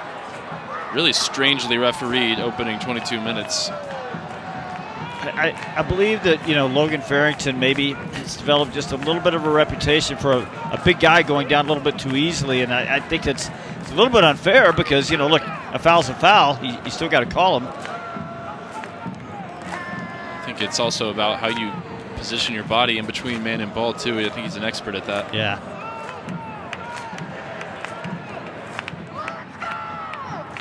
I didn't see what happened to Kaike, if maybe he got a foot on, cleat on top of the foot or something. He had the ball, and then he just sort of limped off of it. Yeah. Expecting, I think, the referee would stop the play. So you hear some of the heckling from the Wonderwall at Allianz Field. Almost 3,000 fans, supporting the players in a safe standing side they call the Wonderwall. Let's hope they're not singing Wonderwall at the end. It is a pretty cool tradition to have there, but don't want to hear it tonight. Every game except one. We can enjoy it every week except one. There you go. No Wonderwall last year as Dallas picked up a road draw. That was the final game of Nico Esteves' tenure.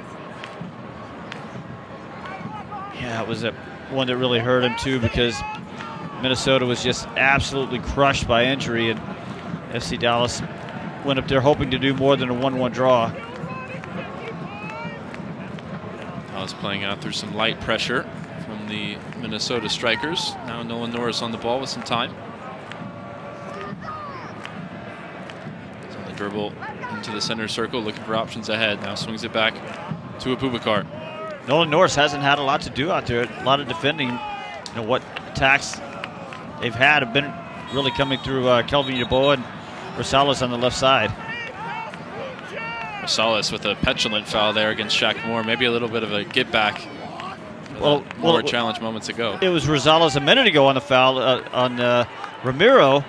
I thought that was a get back foul, so you only get one get back. Well, I think the referee just gave him a 1-2 no more.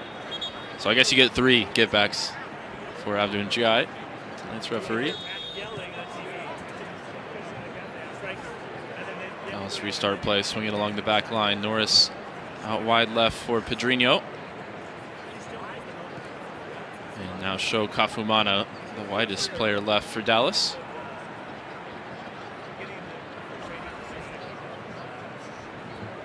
Over 40 caps for Angola. Just his 9th game for FC Dallas. Joined halfway through the season last year on loan. Nice ball forward from Ramiro into the feet of Julio. Kaique along the right side tries to lift it in behind. Farrington will give chase. Miscommunication there between St. Clair and Romero, who eventually sends it clear. You know, it's even in a lot of ways, but if you ask me who has better control of the game, it's FC Dallas. And again, I know that this is what Minnesota wants. I know they're comfortable playing this way.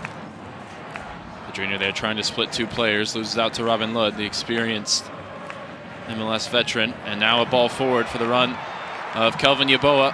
Oluwaseyi up alongside him, of course. Urguide, though, just steps in front. Just too good. Runs possession back for Dallas. Yeah, I mentioned a while ago on the keys of the match, good recovery runs there from FC Dallas from Shaq Moore and Urguide. Awkward one back to Martin Paz. He's going to have to concede a throw-in under pressure from Yeboah. Rosales, low ball swung in, flicked on at the near post, and it breaks at the back post for Langwane. Back to Oluwaseyi, sliding block from Urguide. And those are the 3 hardest names to navigate maybe in Major League Soccer, as we just got him in back-to-back-to-back. He did great. Foul goes as Logan Farrington took some contact. He's holding his head. Robin Ludd, the offender, on the foul. Farrington got his first MLS goal against Minnesota United last year. Looking for Lightning to strike twice.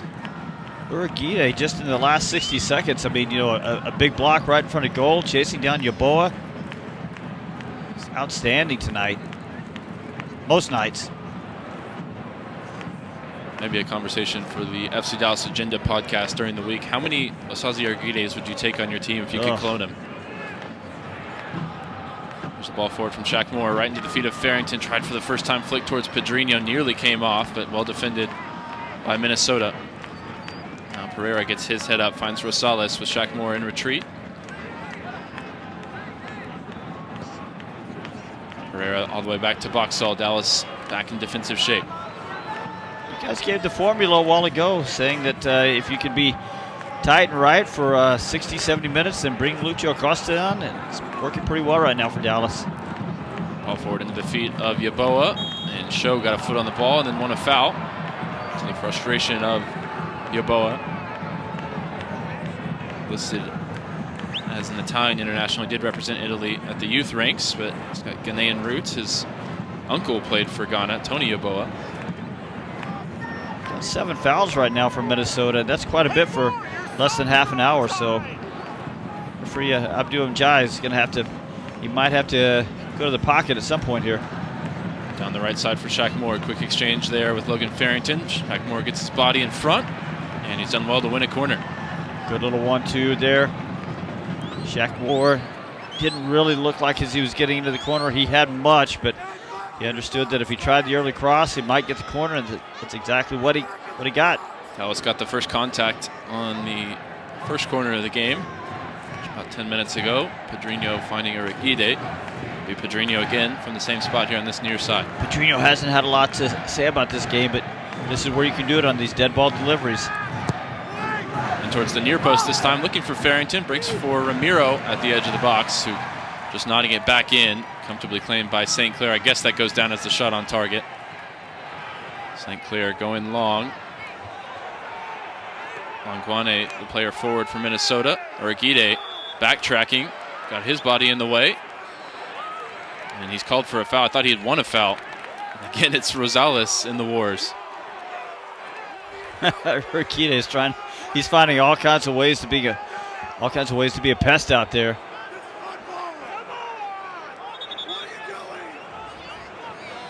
And St. Clair is going to take this free kick right on the halfway line, which means everybody's back for Dallas defensively, as Minnesota launch bodies forward. I think they've got the crowd mic too close to the wonder wall. I don't really want to hear this guy all night. I was going to say, if anybody's listening in Minnesota, please go move that mic. Ball towards the edge of the box. First header won by Minnesota. Yeboah climbs high. Oluwaseyi trying to get on the second ball. Julio pokes it wide towards the corner flag. There's Oluwaseyi. Nice turn past Julio. Uriguide out to meet him. Oluwaseyi still driving on. No penalty as the Canadian forward went down, and Dallas eventually scrambled it clear. Now they might have numbers going the other way. Logan Farrington with Julio running beyond him. Pedrinho on the far side off the left foot of Farrington, looking for Pedrinho. Takes him a little bit wide. First touch, though, takes him right into Pereira, who wins possession back from Minnesota. Guys, I'm just deathly afraid. I'm hoping VAR isn't taking a look at that Julio challenge from the wrong side. When you see Julio defending inside the penalty area, it's a little bit frightening. And for as quick as Julio is, Oluwaseyi showed some lightning quick pace there on the ball. You hear the fans chanting for VAR. Dallas building up here with Anderson Julio. Dropped off for show.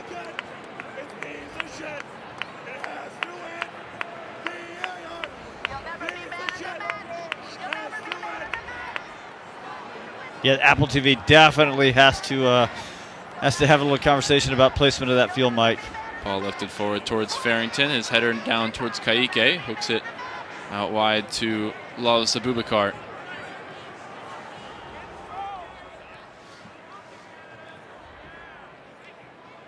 Kaique on the turn. Ball forward for Pedrinho, trying to get wrong side of Boxall. Boxall does well, just gets his body in the way. Pedrinho stayed down. I think he might have run into the elbow of Michael Boxall. Oh, here's Uriguide caught in a bad way there by Oluwaseyi. Norris now the only one back defensively.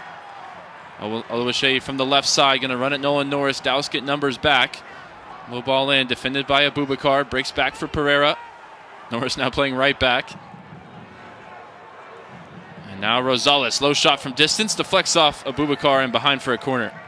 That was Uriguide's first mistake today, and it was just a ball that was sort of bouncing around awkwardly on him. Abubakar motioning over to the Dallas bench. That might be a concern. Sort of holding his groin area. See if he gets back to his feet here to defend this corner kick. Rosales across the take, which means it'll be an in-swinger. Abubakar is back up now. He's still sort of massaging the groin on the left side. They do have Ibeagha on the bench, but beyond that, it would be Alvaro, the young Brazilian center back who's yet to debut in MLS. Pereira in swinging service. Referee was right in there amongst it, and now there's some wrestling going on away from the play. Kaique in there. Uriguide not happy with Boxall. Martin Paz showing that somebody can move Osazi Uriguide as he moves him away from the melee.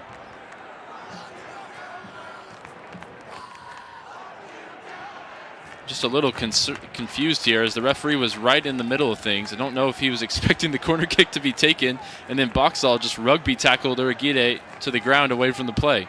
Well, I think what he was trying to do is just sort of bull rush him, and Uriguide just wasn't having it. So in the end, it's Uriguide that sort of pulls Boxall down. But it's one of those where you're getting pushed. You're driving. He's driving you backwards. Anyway, they're matched up again on this corner kick. They're going to retake it. Now 2 arms raised for Rosales. This one in more towards the near post. No Dallas player gets a touch to it. Oluwaseyi saved by Martin Posset. Close proximity. Bounces back out to Rosales on the far side. Ramiro defending. Off the left foot. Ball towards the back post. First header won there by Minnesota. Still chaos in the middle And eventually the Loons called for a push against Logan Farrington. So I have to confess, I didn't even see the corner kick delivery because I was watching Boxall and Urguide. And in the end, Urguide just sort of rode him out and threw him into the side netting. One to watch, I think, going forward as well. I think Boxall is such a he's a tough competitor, and I think and we're seeing the same thing out of Urguide. And I bet at the end of the match they just hug it out and understand that there's sort of mirror images in some ways, except Urguide is about 13 years younger. Urguide has played just over 100 career games in every league he's played in. Boxall has played over 250 games just for Minnesota United. Whistle goes as Ramiro was trying to put his foot through the ball, and Yeboah just sort of threw his body in the way, and the card is out for Ramiro. That's surprising to see that be the first booking of the night. Well, it's also unfortunate because he's 2 yellow cards away from a suspension. That leaves him 1 yellow card away from a suspension. I'll tell you, I mean, it's a high foot from Ramiro, but the foot is actually higher from Yeboah to get his foot in the way. I agree, and I think it's unfortunate for Ramiro because I think Rosales has gotten away with a couple of tough fouls, and if that's a yellow card, okay, but it's got to be a yellow card going the other way as well.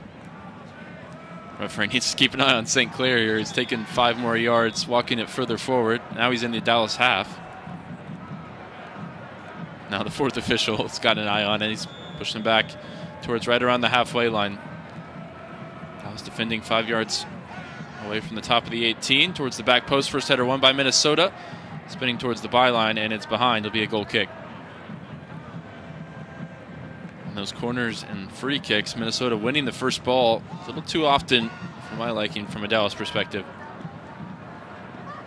For a team that thrives in chaos ball like Minnesota, they know how to get on the end of those. 10 minutes from the halftime break, scoreless in St. Paul, Minnesota. Dallas gonna go short here from the goal kick by the looks of things. Now Martin Poss will send them up the field.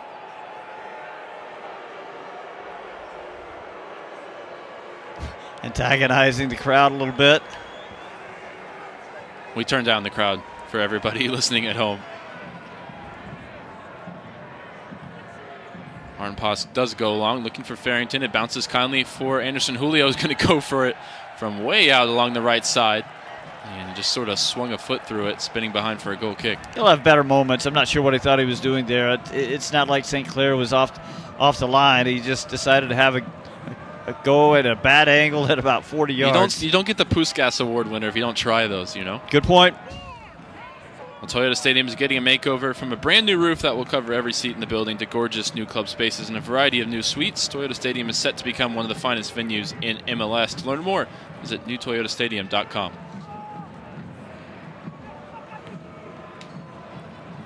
Urguide with another clearing header there. Shaw picked it up in midfield, and then last touch was out off Diaz. Sorry, Rosales, and for a throw right on the halfway line.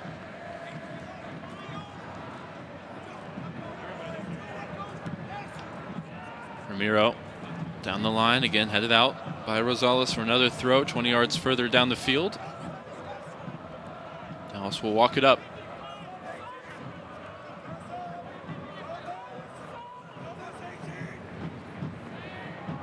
Throwing into the feet of Farrington, does well to keep it under pressure, finds Show, ball forward for Julio. Tries to hold off his man, then runs into Robin Ludd. Julio able to block the clearance from Ramiro, spinning up in the air, headed away by Boxall. Ramiro trying to put it right back in. These teams play a little bit of head tennis here. Back and forth we go. Latest is Ramiro, now Show gets ahead to it. And now Show trying to go direct over the top, looking for Farrington, who's got the defender on his back. It bounces past both of them. Now Rosales will retrieve it near the corner flag on the near side. His clearance intercepted by Shaq Moore. Very physical game here, without a lot of structure, as you might have expected coming in. Neither team super comfortable with the ball. Guys, I think Ramiro with another interception there. I think he's been good tonight. I think he's covered a lot of ground. I think he's smart with his choices. Oh. Ooh. Well, the referee had stopped the play, pointed for an FC Dallas free kick, and then reversed the decision. And Abubakar will have to retreat. And Eric Quill, I think, shares my sentiments that this hasn't been a well-refereed game in the first half. Header won by Abubakar off the long ball from St. Clair. Time in the midfield for Show. Oh, loose touch there from Show with 3 players around him. Oluwaseyi now on the ball, finds Yeboah. This is where Minnesota are so dangerous. Now on the right side, Longwane. Show out, trying to atone for the air and win the ball back. It's Robin Lod furthest wide right for Minnesota. Chipped ball in. Header won by Shaq Moore. And clearance down the field for Pedrinho. Trying to find the feet of Julio. Can't hold on to it. Possession still with Minnesota and Longwane on the far side. Now Rosales, space in the middle. Ball forward for Longwane, who goes down. He rattles the post with a shot on the turn. Now it's cleared away by Shaq Moore behind for a corner. As Longwane can't believe he hasn't scored. And I'd love to see how he even got the shot off. I'm not sure, because Show was tracking the run, and I'm not sure that Show saw the ball coming in. It's just a sliding tackle turn shot off the near post. Martin Paas certainly wasn't expecting it either. And the South African, closest tonight of anyone in terms of opening the scoring. Now Rosales goes short for this corner. Gets it back from Robin Lod. Changing the angle, lifts it in. Martin Paas out off his line, able to punch it clear. Second ball picked up by Will Trapp. Back out to Rosales on the far side. Final 5 minutes of the first half. It's the Honduran looking for space to cross. Back to Will Trapp. And now Rosales just swinging the ball into the box. First header won by Boxall, then cleared away by Uriguide. And here's Pedrinho, the furthest player forward for Dallas, on the drive. Past Will Trapp, tripped up. And you think you'll see the yellow card out of the pocket here for Will Trapp. Yeah, he's going to get that. Will Trapp waves the finger towards the referee, and the referee responds with the yellow card held up in the air for former U.S. international midfielder Will Trapp. Yeah, it's not really a tough foul. It's really just stopping the counterattack, stopping a promising attack. Pedrinho pretty smart with his body position there. Yellow card apiece now here in the 42nd minute, sorry. Dallas will have a free kick right on the halfway line. Got Pedrinho right now with 20 touches, and maybe needs to find more ways into the game. Ramiro goes direct in towards Farrington, who's had a lot to handle in terms of the 3 center backs for Minnesota United. That one bounces through to St. Clair. If you're just tuning in, Petter Musa left last week's game with an ankle injury. We expect him to be out a couple of weeks. Farrington getting the start here at the number 9 spot. Whistle goes against Pereira. And he got his hand up a little high on Ramiro, trying to shield the ball.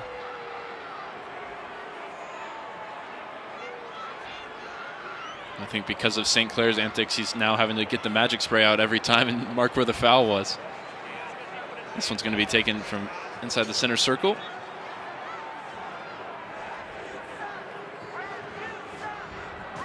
Getting a look at the substitutes warming up for both sides. It's Lucho Acosta Ibiaga and a very young contingent of Dallas players available to Eric Quill off the bench tonight. Everybody else 23 years or younger. Shaq Moore receives it under pressure. Goes off the left foot, ball forward, looking for Kaike. Intercepted, and now ball through the lines. Find Oluwaseyi in some space along the left side. First time ball in, looking for Yeboah. And Abubakar will concede a corner. It hasn't happened a lot tonight, but a couple of times Dallas has gotten a little stretched in the midfield, and it gets a little too easy to play through there. And that's, Will Trapp and Robin Lod, they can really thread those through balls. Pereira is going to take this corner from the near side. Be an out-swinging service. This one in towards the back post, over everybody's head. Kaike will go out to retrieve it, but Longwane is there first for Minnesota. All ahead for Yeboah. Wide of the box along the right side. Find some space to swing a left foot through it. His shot blocked away. Dallas will keep their defensive shape here as we're just a couple minutes from halftime. Ball swung in from the right side. Back post header one there by Diaz. Top of the box, Oluwaseyi gets the shot away. And the volleyed effort goes over the bar for a goal kick. That block you mentioned a minute ago, pretty sure it was Urugide. Be a safe bet at this point from what we've seen now 9 games in. Great loon hat in the crowd, as much as we've given the crowd some stick for some colorful language. Was your good line in pregame? The dogs are going loon hunting tonight, or hunting in loon country or something? Hunting in loon country. Urugide leading the pack. You use AI for that one, or you write that one? No AI from me. Good job. Martin Pass here in the final 30 seconds of the half, plus whatever's added on. Wouldn't expect there to be more than a minute. Shackmore wins the header, flicks it on. Farrington will chase it along the right side. He got a foot to the ball. And then he was shoved out of play pretty clearly by Rosales, and now he's down holding his lower back off the field.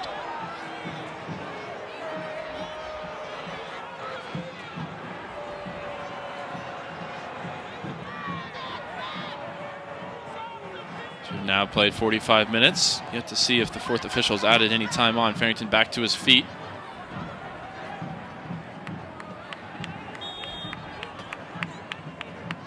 So grass stains on the back of Logan Farrington tonight.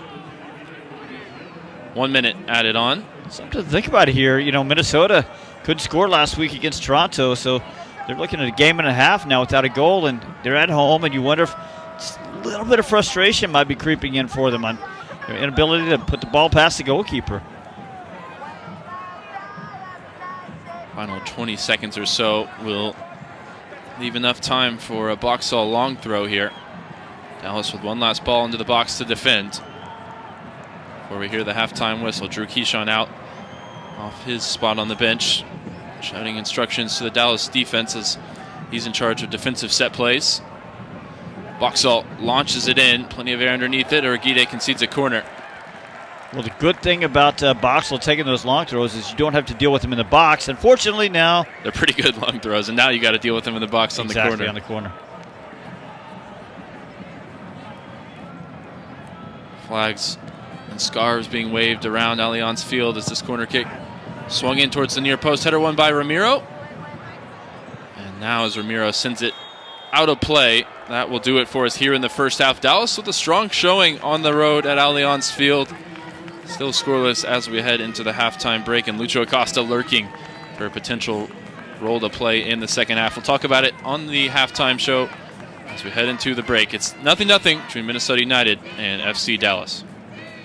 So, what'd you do this weekend? Well, just took the Tacoma off-road, deep into the woods, got to this hidden campsite only it could reach. Nice. I hooked up the boat to the Tundra and hit up the lake. Towed it like a pro. Had the whole lake to ourselves. Hey, wait, did I mention I went rock climbing too? Uh-huh, yeah, thanks to the Tacoma's crawl control. Well, sounds like we both had fun weekends. Mine was better.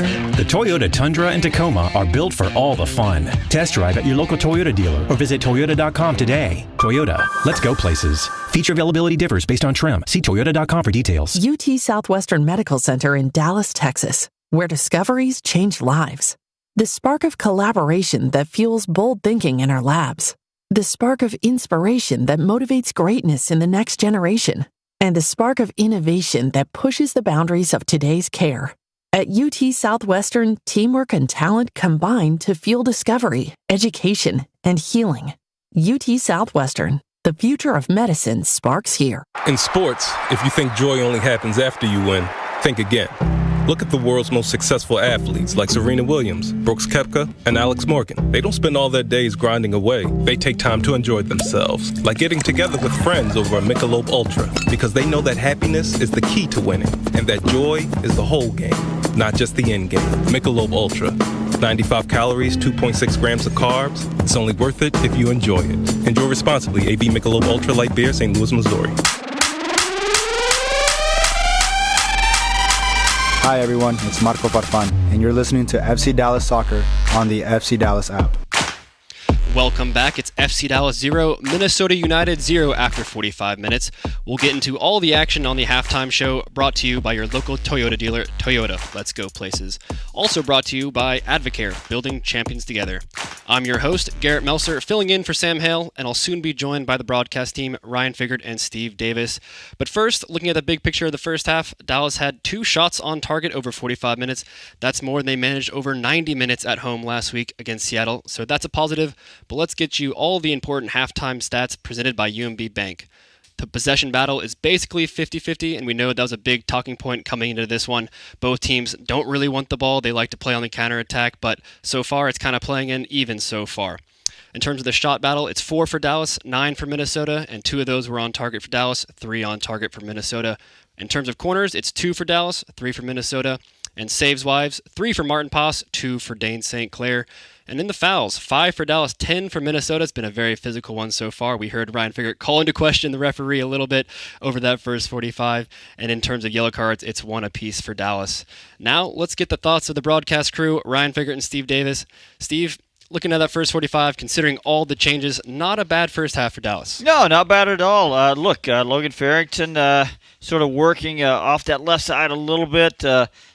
Gave Dallas an early chance. Good save by Dane St. Clair, and I thought the save was even better when Anderson Julio took a through ball and worked himself through the middle and forced St. Clair to go down it with the right hand. So creating a couple of opportunities on the road. You want 2 or 3, maybe and a half, and that's what Dallas got. Now, I think that they lost a little bit of attacking oomph as the thing went along, and we can talk a little bit about why that was. But in the end, it was a little bit of more Minnesota putting some pressure on FCD. But 0-0 at the half, not a bad place to be. And Ryan, we heard Steve mention that Logan Farrington is a volume shooter. We're seeing it right now. What do you make of him filling in for Petter Musa, playing striker for the first time this season from the start? Yeah, it's a tough matchup for him because he's one striker up front against 3 center backs, and Boxall in particular is a very physical, very experienced center back. That said, though, when there was space, particularly in those counterattacking moments, he did manage to find some nice lanes, some angled passes forward, found them, particularly in those opening 20 minutes. From there, it's been a very physical battle for him, and I think it's going to continue to be that in the second half. We saw the grass stains on his jersey. He's going to get a new fresh one at halftime. It's going to be stained pretty quick in the second half as well. And going to the game, I did kind of call into question the Sebastian Ibeagha on the bench this one for Lawless Abubakar. And I only said that because I thought him and Urugide, Sebastian Ibeagha and Urugide, were starting to build a really good tandem playing there at the back. So I was a little surprised about the rotation there. But I thought Lawless looked pretty solid in there. He was playing a little bit higher up. Steve, what did you make of him positionally moving a little bit higher than we've seen Ibeagha? Yeah, well, I think as far as overall quality of the combination, we talked about how Ibeagha, you just mentioned Ibeagha and Urugide being a good center back combo. We usually talk about combos when we talk about center backs. Maybe I think we're starting to maybe feel like that it's closer to the truth that Urugide is just so doggone good that whoever he's next to is going to be pretty good too. And I think Abubakar has been good tonight. I think he's won the challenges. He's followed the runs when he's had to. So Ibeagha is having a great season, I think. But Abubakar looks good tonight, and I think a lot of that is about the guy right next to him. 5 clearances for Osaze so far, 3 recoveries, 1 interception, and he's just found a way to get under some skin out there as well. I've mentioned that Urugide is one of those center backs who just makes everyone around him look better. Even compared him to the great Virgil van Dijk, I believe, on a recent podcast. Might get some. Okay, let's don't get carried away. That's a lofty goals, but he's been great, and especially in this half as well. What about another sub that we saw start from the beginning on this one? Pedrinho trying to fill the big shoes of Lucho Acosta. Ryan, we saw a few moments from Pedrinho there, specifically an early through ball that sent Logan Farrington free and led to that shot on goal. Overall, though, what'd you make of the former North Texas man? Yeah, I think those bright moments, if you could see a few more of those in a half, I think you'd be really happy with that half from Pedrinho, but he was a little bit peripheral. Now, that's kind of the nature of the role, and it's so much different when Lucho Acosta's in there because it's so heliocentric. The whole team is looking for him immediately, whereas Pedrinho, he's just kind of the complementary piece to a Julio and a Farrington. That said, I think he did some good defensive work as well. I think he'll come away feeling positive from that half, but still a couple of moments where in possession he tried something that maybe it wasn't the time to try it. And I think that's where the biggest growth can come from him over his first season in MLS, is learning when to try those things, to try the cheeky back heel, the outside the foot pass, because we know he can pull it off, but it's always going to be high risk. His corner kicks from the right side have been on the mark, I think. And honestly, he just needs to give him another good 15, 20 minutes and then make way for Lucho Acosta. So he's been okay. I think you described it well. 22 touches, needs to find more time on the ball, but not bad. Another fresh face in the middle there is Sho Kafumana, playing in there for Patrickson Delgado. Didn't see a ton of him, and when we did, his touch looked a little bit rougher than usual. Typically, he's pretty silky on the ball, great first touch. That was not what I saw in the first 45. Steve, what are you making of this? Is there a little bit of rush showing, you think? Yeah, I mean, I thought he had a couple of good moments, 31 touches, so he's finding the ball. He's in pretty good defensive positions, I feel like, considering that he's still sort of trying to work his way into the team, and considering also that Dallas still hasn't figured out the midfield balance. They haven't really quite sewn that thing together yet. I do think Ramiro's been very good tonight, and I'm just watching him do different things. He's got 7 defensive actions, 34 touches, and I think when I see him on the ball, he's playing useful balls forward, 7 passes into the final third. So I think Ramiro's pretty good so far. And Steve, going into this one, we were kind of very curious about how FC Dallas would counter the direct and very distinct play style of Minnesota. Big picture-wise, how do you think they're playing against that? Look, Minnesota's very good at it, and they certainly have created some danger moments, but we talked about how those center backs just have to be aware. They have to, start their runs early, or in the case of Uriguide, he just has to see what's happening, then he can get over there fast enough. But I think Abubakar has been aware. I think they've handled it okay. Yeah, I think it's interesting because the fullbacks ultimately don't end up doing much defending against this Minnesota shape because it's just so much through the middle. I mean, Pereira gets a little bit further forward on the left side. Rosales does as well. So Shaq Moore's been a little bit more busy than Nolan Norris, who's been kind of just there. He hasn't had much to do. I mean, he's been tidy on the ball, but defensively very little to do for Nolan Norris. And so much of what Minnesota is trying to do is funneled through the middle. And that's similar to what we've seen from Dallas when things haven't worked, is that teams have compacted the middle, made it so difficult for Lucho and Costa to combine with the likes of Petter Musa. So if Dallas can continue to win those 1v1 battles between the center backs and the Minnesota strikers, and then they can compact the middle with those 3 center midfielders in there, I think they can continue to be strong defensively. There will be a moment, particularly I think Oluwaseyi just looks so electric out in space, where he gets matched up with an Abubakar or a Nolan Norris or a Shaq Moore, anyone besides Uriguide, and I'll be concerned about it. And I think until Dallas gets a goal, there will always be a concern that a moment from Oluwaseyi can win this game. But so far, so good from a Dallas defensive standpoint. If we look at the XG, over 1 XG for Minnesota, I'm a little bit surprised on that. I think the shot off the post from Hlongwane was the closest that they came, and that was just sort of one that caught Martin Pass off guard as he was sliding in. So I wouldn't say that the game reflects what we're seeing on the screen, which is 1.2 XG for Minnesota to 0.17 for FC Dallas. 3 shots on target for the Loons, 2 for FC Dallas. I think they're happy with that first half. And Steve, looking at the second half, we know there's a lot of young faces on the bench as well as Lucho Costa. If you're Eric Quill, how early do you make changes? Which changes do you make? And is it just personnel or is it formation? I think that's a really good question about the formation. I would say that Lucho Acosta comes in at about the 65th minute, something like that. Quill hasn't gone really early to the bench that often, so maybe around 65th minute. And as far as shape change, good question. Not really sure. And if this game remains scoreless, on the road, are you happy with a point? And we know the closer, Lalas Abubakar, is already on the field. Do you think that it's Sebastian Ibeagha playing that role this time around? Yeah, I think for sure. Bringing that third center back on is something that Quills has done at times, but also at times he's gone for the win. That's what we saw in Houston. He stuck with the 4-man back line. He went for the win. And I think, if the game's there to be there for the taking, you've got Lucho Acosta on the bench, that's going to be his first instinct. Can I go for the win? He's been saying that all season long. We're not here to exist. We're not here to go for a point. We're here to go win the game, and I think that'll be his first instinct. If they get that goal, then yeah, here comes Sebastian Ibeagha. He's the new closer tonight. Steve, what are the chances we see an FC Dallas debut from Diego Garcia or potentially even Alvaro Augusto? Look, considering right now that I think Diego Garcia more is a better chance. Considering that right now, I don't think that Kaike or Sho have put a big imprint on the game. I think Kaike's been okay, but Diego Garcia can do some of those things, can replicate some of those same things. So I wouldn't be surprised to see him. Alrighty, well, we'll see how that all shakes out over the second 45. That's coming up. You're listening to FC Dallas Soccer, presented by Toyota on the FC Dallas Radio Network. UT Southwestern Medical Center in Dallas, Texas, where discoveries change lives. The spark of collaboration that fuels bold thinking in our labs. The spark of inspiration that motivates greatness in the next generation. And the spark of innovation that pushes the boundaries of today's care. At UT Southwestern, teamwork and talent combine to fuel discovery, education, and healing. UT Southwestern, the future of medicine sparks here. Welcome to the world of WinStar, the casino of FC Dallas, where 10,000 electronic games plus roulette, craps, and blackjack is just the beginning. Get lost in our 2-story luxury spa. Enjoy 36 holes of championship golf and catch the biggest names in music and comedy at the spectacular Lucas Oil Live, all just 1 hour north of DFW. So come live in the wow at the world of WinStar. Want to hear something incredible? That's Eleanor.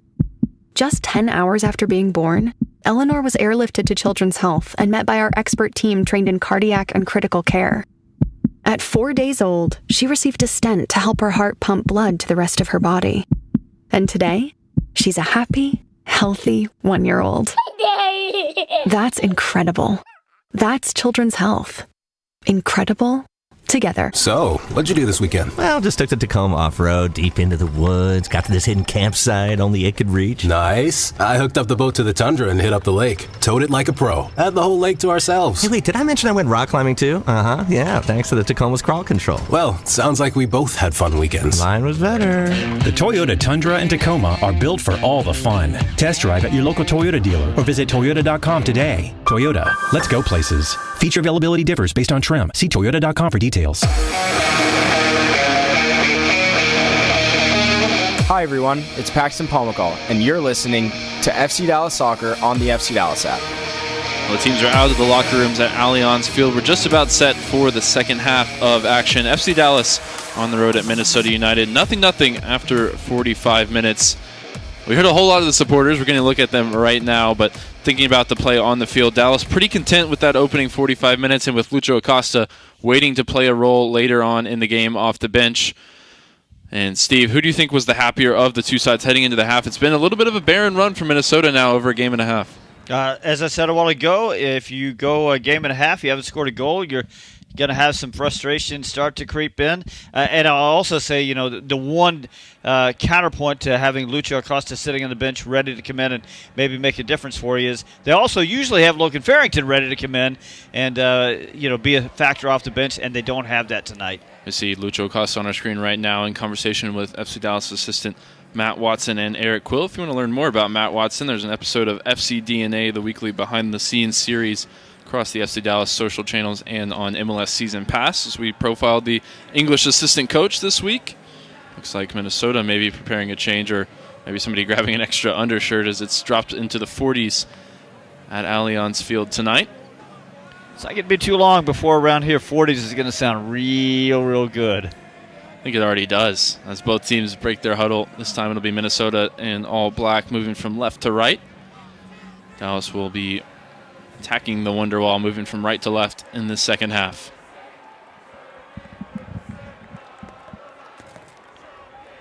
And we do see a change coming out for the second half for FC Dallas, and it's Sebastian Ibeagha. I think maybe Abubakar motioned during the game that he had picked up a little bit of an injury. He was motioning towards his groin, and we do see Uriguide out on the field, thankfully, from an FC Dallas standpoint. Well, you'd hate to see that because not only are they a little thin at that position anyway, but, Abubakar finally getting a start tonight. And the schedule is going to get pretty hairy as Dallas starts getting involved in U.S. Open Cup. So hope Abubakar is okay. As Ibeagha waits to enter the match, FC Dallas was drawn into the Lamar Hunt U.S. Open Cup fourth round. They'll face AV Alta FC, the USL 1 side, who's in their inaugural season. They'll come to Toyota Stadium in a couple of weeks. That one in between the away game at San Diego and the home game back here at Toyota Stadium against RSL. It is Abubakar replaced. So the Dallas first choice pairing reunited here in the second half as Ibeagha is now alongside Uriguide. And we are underway in the second 45. Well, you hope Ibeagha had a proper warm-up. You hope he was ready because he's going to be chasing Yeboah and Oluwaseyi pretty quick here. Garrett going to go digging for us to see if we can get any more information on the Abubakar substitution. Early whistle goes against Pedrinho. And a quick talking to from the referee tonight, Amdou Ndiaye. St. Clair, as he has been often tonight, up into the attacking half to take the free kick. We got that one wrong, or maybe he was trying to catch Martin Paas off his line. Either way, it's comfortable for Paas, making his 100th career regular season appearance for FC Dallas tonight and marking it with the armband on his left arm. And with the amount of turnover for FC Dallas in recent years, that's now made him one of the longest tenured members of the squad. Loose ball in midfield. Pedrinho onto it there. Ahead of Will Trapp. Nice turn past the veteran midfielder. Runners either side. Pedrinho, nice ball in behind from Farrington along the right side. And a good sliding tackle there from Romero. Pedrinho tries to get on the second ball, but he's whistled for a foul. And we'll throw it to Garrett quickly. He's got some news on Lawless. Yeah, I just got word that it's a groin issue for Lawless Abubakar, so you hope that that's pretty minor considering FC Dallas's injury list right now, but groin injury for Lawless forced him out of the game. Pedrinho running the break there, guys, and I thought he did a really good job of attacking the back line and drawing some defenders close to him, and he just didn't quite get enough weight on the pass. He got it a little too close to Boxall as he tried to slip Logan Farrington through. Had enough to get past Boxall, but didn't really set up Logan for anything. As now at the other end, Ibeagha's first involvement there, tangling with Yeboah. Dallas concedes a throw, and Boxall up to take the long throw. Now, I respect the long throw approach as someone who loved to launch it into the box in my playing career as well. I mean, it's but not many teams in MLS really take advantage of it. Because they don't. Everybody doesn't have a Michael Boxall who can do it so well. Boxall steps further back to give himself a nice run up here.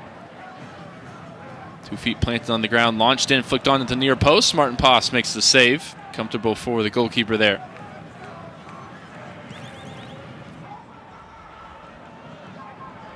Going direct, looking for the run of Julio. Header won comfortably by Diaz. Nice recovery there in midfield from Ramiro. Ka'ike finds Pedrinho in the center circle. Fakes left, now goes right out to Shaq Moore. Shaq Moore goes on the overlap of Logan Farrington. Exchange of passes there with Ka'ike. Farrington nearly dispossessed, but Pedrinho back onto it. Norris, who's had busier days in his first real run in the team at the MLS level, has got it back here. He's very involved, particularly in that road match against Atlanta. Time on the ball for Ibeagha, similar to what we saw for Abubakar in the first half. Dallas going to try and combine up the right. Ball in behind, looking for Ka'ike off the foot of Romero. Ka'ike gets wrong side, and he's won a foul here right on the edge of the box, you know. Romero whistled for it, and this will be a dangerous free kick opportunity, and I wouldn't mind if they took another look to see if it carried over into the box. No, I think that was going to be pretty well outside the box. It's couple of feet there, but I thought it was a really good little ball around the corner, a little curling ball that Ramiro hit, putting Ka'ike in a good spot. Definitely releasing those number 8s, the wider midfielders, early and often. Worked decently well there as Pedrinho is now standing over the free kick here in the 49th minute. Good spot for the free kick. Yeah, you'd think you'd like a left-footed player here, and now Nolan Norris does go across, but now he checks back. It will be Pedrinho. Farrington makes a run towards the top of the box, rolled towards him, but a little bit off the mark, and that chance totally wasted there. Dallas tried to get cheeky with the free kick. Well, you can see what they're trying to do, run a little screen and free up Farrington at about 16, 18 yards. Pedrinho just didn't get the pass right. You got to miss more towards the outside rather than where the bodies are. And now Minnesota breaking through the lines here all kinds of space either side for both wingbacks. It's Rosales on the far side who picks it up now. Ka'ike getting back defensively. Julio making a nuisance of himself as well against Will Trapp. And Robin Lode with some space up the right side. Run comes from Jefferson Diaz, the center back, overlapping. His ball headed away by Norris. Julio got there first, went down in a heap. Will Trapp not whistled for a foul. Now he's back on the ball. Good work through the lines. Pereira, edge of the box. Referee waves away a collision there between he and Show. And Nolan Norris eventually just puts his foot through it, as that was an awkward couple of minutes there. Now Diaz on the charge up the right side. Longwane has it taken away by Nolan Norris. Nice sliding tackle. Breaks back though for the South African. Ball in behind for Yeboah inside the 18. Show defending here from the wrong side. Yeboah towards the end line, just muscled off the ball. Good work from Show that time. Now Dallas trying to play out of pressure with Urquide functioning at left back there. Not sure where Urquide is going right now. He's way out wide. Norris goes long looking for Julio. Second ball breaks for Ka'ike. Thought it was a handball against Oluwaseyi. Referee didn't spot it. But Dallas keep possession, and Shaq Moore will drive up the right side. Early ball in behind for Julio. Nice run here. Good weight on the pass. Anderson Julio inside the 18. Goes for goal. And that one just wide at the near post. Oh, Anderson Julio with a terrific release ball from Shaq Moore down the right side. Looks like the referee's flag, the assistant's flag did go up. Still like to see him bury that one. Oh, I'll tell you what, he didn't look offside to me. It was very close. Aiming for the top corner at the near post. Just the wrong side. And into the side netting. Definitely a warning shot there from Minnesota. Dallas have some pace of their own on the counter with Anderson Julio. I just want to point something out here, guys. A minute ago, there's a cross on the right side. I think it was Lingwane. Show had an opportunity to get out on him and just do a little cross prevention, and he's just sort of jogging around out there. Show's got to do a little bit better defensively than that. Ball swung in from the far side, comfortable for Martin Paz. Neither striker from Minnesota able to get on the end of that one from Pereira. 7 minutes into the second half now. Paz rolls it out to Show. Out to Urquide, who's going to drive forward from center back here. Surveys his options, goes wide left with Nolan Norris. Nobody really ahead of Norris, ready to receive it. Now bounce it back through Urquide.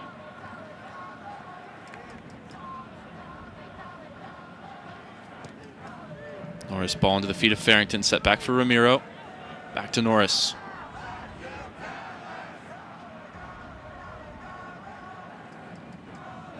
Ebiaga now out wide to Shaq Moore, into the middle for Show. Show, first time ball in behind for Julio.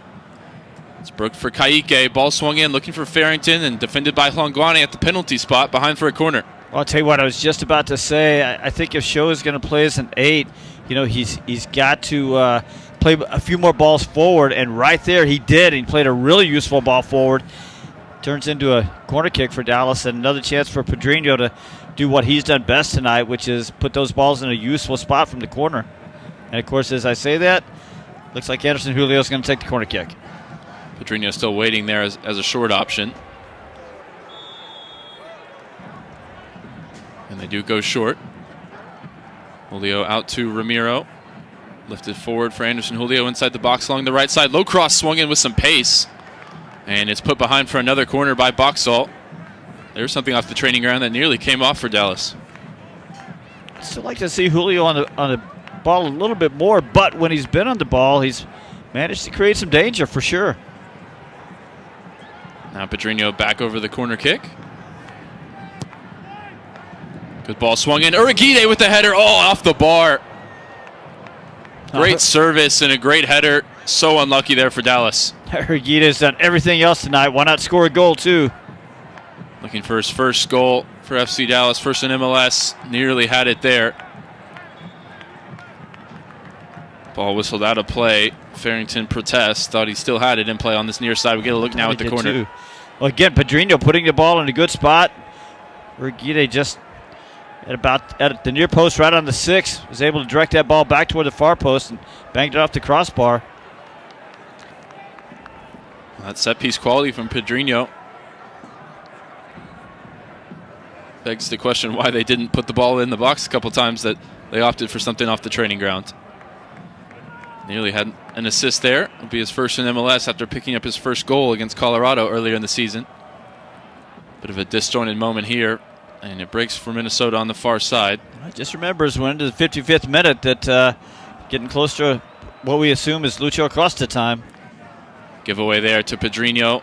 Laid off to Show, who can't connect with Farrington. It's out for a throw for Minnesota. Transition moment there wasted.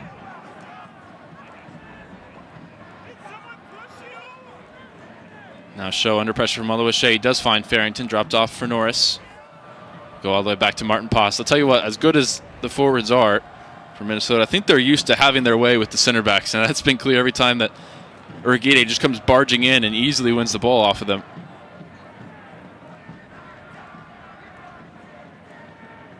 Hard to watch a Dallas game and not come away impressed by their new signing in the offseason, who has the ball now, Urguide. I mean, if you're not impressed, you're not paying attention. Showing to midfield for Ramiro, the one Dallas player booked in the first half. Unfortunate, too. I think every time he's been on the ball tonight, he's done something pretty sensible with it, put a couple of useful balls into the final third. Dallas pretty content right now just to eat some clock. Now Minnesota going to set the pressure up against Ramiro. Robin Lund gets a foot on the ball. Oluwaseyi can't keep it there with Show nearby. A couple of Dallas players come up limping as Norris puts the ball in behind for the run of Shaq Moore. Flag stays down for now. Shaq Moore in along the right side of the box. Looking to get turned. Drop of the shoulder. Oh, nice work to beat the man. Chance to cross now in towards the near post where Julio was waiting. That's defended there by the Loons. Now they'll look to counter going the other way. Put the ball in behind. Foot race between Ibeagha and Yeboah. Yeboah now holding off Ibeagha. And whistle goes for a free kick against the Dallas center back. Good awareness there from Ibeagha. Recognized that Yeboah was about to get off on the gallop and got his body position just so that the fast front runner really couldn't. Minnesota tried to go quick. They tried to go with that matchup of Nolan Norris against Oluwaseyi, but Norris up to the task. Now a ball in behind at the other end for Farrington. He'll chase it towards the right corner. Boxall out in space. Farrington just puts the ball out in front for them to run, and Boxall does well to get his body in the way. And then some afters. That's actually Romero. Yeah. And Romero going to pick up a yellow card for that shove. St. Clair trying to help Farrington to his feet. Farrington doesn't want to be helped to his feet.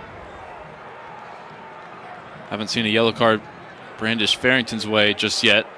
Yeah, Will Trapp, though, he got over and got in the conversation and got his hand up around Farrington's face. He's got to be careful. He's carrying a yellow card. So now Nicholas Romero has been booked. We still haven't seen if Farrington picked up a yellow. I don't know why he would have. He sort of had a little bit of a late shove as they went towards the advertising boards that antagonized Romero. We're going to look at it now. Definitely the second action from Romero, a little more violent.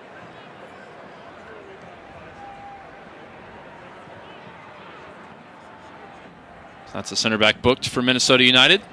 Yeah, there was a little bit of a shove from Farrington, but it wasn't really much and didn't really even unbalance Romero that much. It wasn't like he pushed him into the boards. Direct ball, header won by Urguide, is going to try and keep this one in play, unable to do so. As he went crashing into the advertising boards, this time on the near side. Urguide just finding himself around the ball so much, just finding all kinds of different ways to be a real bother out there for Minnesota. This will set up a long throw opportunity for Boxall.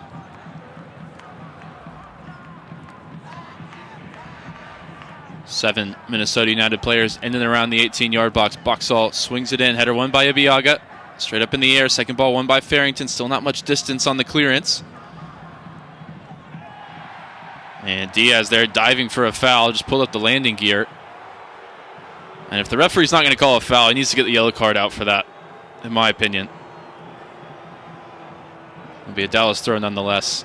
I mean, I don't know, Ryan. I don't see, when you do that, you just hope the referee doesn't buy it. I don't know if it's a yellow card because, honestly, a lot of times it works.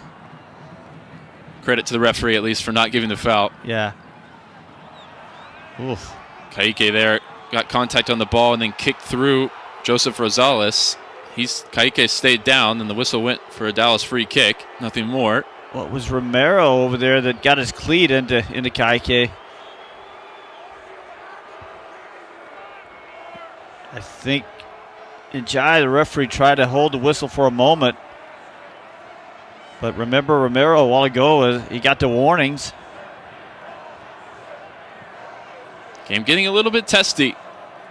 Dallas goes direct from the free kick. Second ball picked up by Show.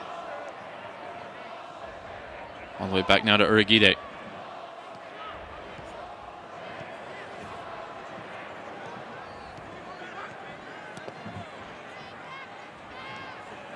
Pedrinho there, just kicked by Robin Ludd as he released the ball. His shoes come off now. Dallas plays on along the far side with Ibiaga. Ball through the lines into the feet of Julio. Laid back for Kaique. Turns away from Will Trapp. Now swings it back out to Pedrinho, who's got his shoe back on. And he can run at the back line for Minnesota. Onto his favored right foot. Set back for Ramiro.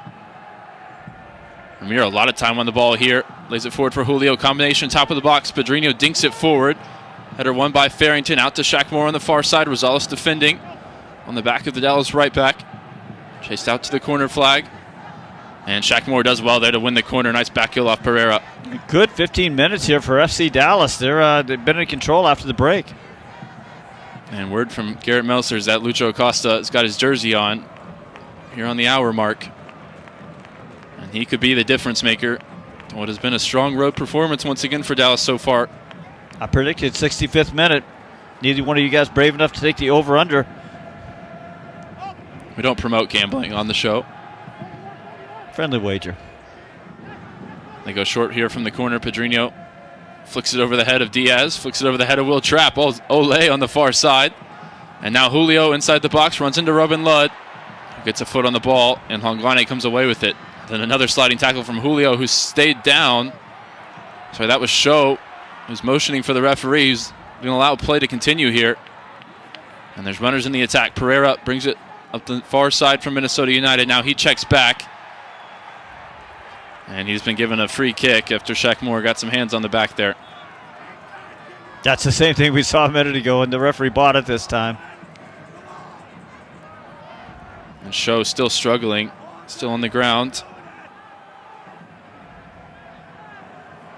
Wonder how long he can go tonight. This is just his first start of the season. It was a good sliding tackle, and then Hongwane just stepped right on him. And usually you see that given as at least a free kick, if not a card. Not that there was really any intent, but it was dangerous play. Show now up to his feet as Lucho Acosta enters the match. Replacing Pedrinho as we expected. Pedrinho with a good shift tonight, but the difference maker has entered Loon Country. I thought Pedrinho had done a pretty good job of getting himself back and, making those early balls out a little bit harder. So Lucho Acosta really has to do the same thing now. He's got 27 minutes plus stoppage time to make an impact as Minnesota readies this free kick. From along the left side, Pereira off the left foot. Nice ball in off the head of Logan Farrington. Not sure how much he knew about it. Uragide gets the second head to it. And then Will Trapp diving for a free kick. Not given. And the shot from Romero in the aftermath goes over for a goal kick. Uragide letting him know what he thought of that. And then sharing a laugh with Oluwaseyi. Uragide is not afraid to get right in the middle of things, is he? Every time there's been a little coming together, he's just not going to take it. He's going to get out there and give it himself. Went right up to Will Trapp. Let him know what he thought of that little dive on the edge of the box. Dallas going to try and build up short here. Oluwaseyi touches it out of play off the foot of Show. As we get on in the minutes here, you wonder about Anderson, Julio, and Show, even Kaique, guys that haven't gone a full 90 a lot. Oh, Nolan Norris there just absolutely cleared out. And the yellow card is out of the pocket of the referee here. Still yet to see who came flying in to commit the foul. It was Tani Oluwaseyi. And I think that's a little bit of the frustration, and maybe Uragide getting under the skin just a little bit. As long as you can keep your lid on, metaphorically, if you can get under the skin of the opposition, then that is a real asset. Any Dallas fans who watched Blas Perez play in his time with the club knew a little bit about that. The master of the dark arts.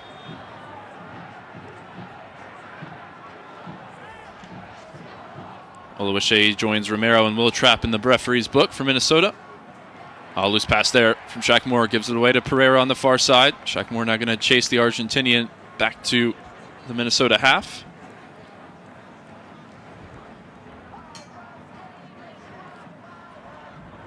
Lucho yet to get a touch since entering the match a couple minutes ago. He's going to close down Jefferson Diaz here. Longuane touches it past Show. Strong tackle there from Norris. Wins it off of Ludd. Out for a quick throw in. 2 more changes on the way, this time for Minnesota United. Longuane's a good player. He just hasn't been much of a factor tonight, though. So Morris Duggan enters for Romero. I think largely in part because of that yellow card he picked up. And another player who will be replaced also on a yellow is Will Trapp, replaced by Sam Shashua. Eric Ramsey, I think maybe sensing the intensity of this game rising, doesn't want anybody out there to take any unnecessary risks. Pretty like for like in terms of Duggan for Romero. But that is one of their better players now taken off because of that yellow card.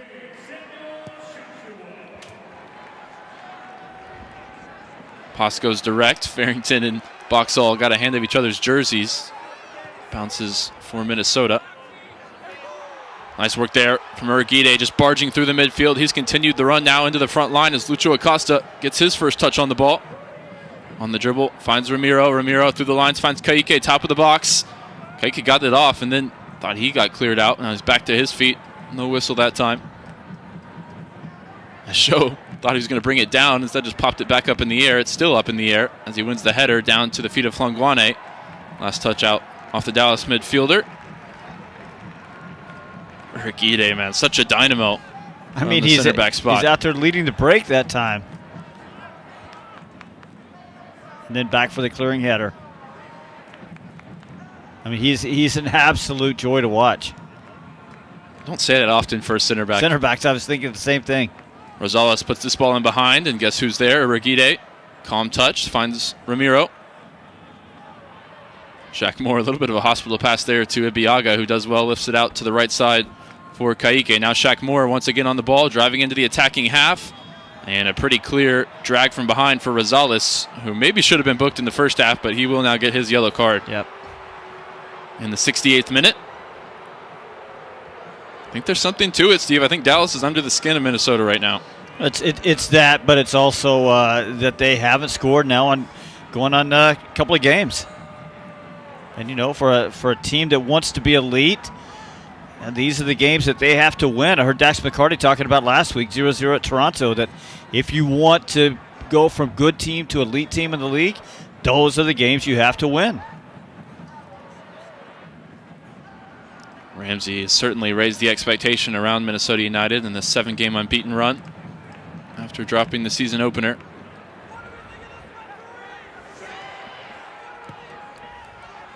Ball forward looking for Oluwaseyi, well dealt with by Nolan Norris. We will now drop it back to Martin Paas. Seems like no one's happy with the referees near the Wonderwall. Paas hasn't had a whole lot to do tonight. I was getting a little bit stuck in the build-up right now, or at least maybe not taking as many risks with the ball. Time on it for Nolan Norris. Back through Urguide to Paas. Now Kelvin Yeboah will step the pressure higher up the field. Dallas will get the ball moving quicker in response. Time and space for Ramiro in the middle. Bring it forward. Still nobody closing him down. They're cutting off the passing angles. Now Ramiro lifts this one over the top. Longuane gets ahead to it there, ahead of Logan Farrington, who picks up the second ball. Farrington, another one who hasn't gone 90 minutes this season. Feels like Dallas will need him to. Does he have that in the tank? Longuane tries to go down the line, Show with the sliding tackle, puts it out of play. 7 minutes since the introduction of Lucho Acosta, only one real involvement for the number 10. They're building up on the left side where you expect to see him. They just haven't found the ball forward just yet. Throwing into the middle for Pereira. Maybe had too much time. Moves it along to Rosales and back to Morris Duggan. Under pressure there from Kaike. Looks like he's still got plenty of legs. Dallas, who's picked up some big injuries over the past couple of weeks. Leggett was the first one, and then Marco Farfan, Petter Musa, Leo Chu this week. Hoping to see Paxton Pomykal back with the squad sooner rather than later, and with the numbers the way they are, he's going to have to play a part pretty soon. Nice tackle there from Anderson Julio. Tracking back to the right back spot. Now he can drive Dallas forward. And he will drive into the attacking half. He's got Logan Farrington for company. Further wide right. Farrington back to Lucho Acosta centrally. Ball ahead. Quick exchange there with Show. Bounces back to Lucho Acosta. And tried to put the ball in behind there for Farrington, but just not on the same page. Not quite the same chemistry that Acosta's shown with Petter Musa. I was just thinking the same thing.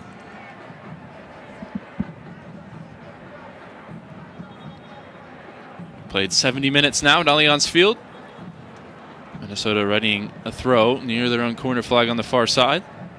Yeah, the deal is for Dallas, I see a couple of guys that they could bring in off the bench. Patrickson Delgado maybe, or Diego Garcia, maybe Bernie Kamungo. But as far as like trying to close out the game defensively, if they decide to go that route, it's just not that much. They've already brought Ibiaga in for Abubakar, who started the game due to injury at the half. Dallas caught a little bit at odds here defensively. Strikers make their runs. Low ball fizzed in, and oh, that's a golden chance. Oluwaseyi unable to bury it at the back post. Great ball in from the near side. Didn't see who put that whipped service in. I didn't see it either, but that's where Show needs to be. Looks like another substitution came in at some point. It's Carlos Harvey. We didn't know about it, but Harvey, no pressure on him, and he put in a great ball at the back post. Panamanian in his 4th MLS season. Strong first involvement for him along the right side.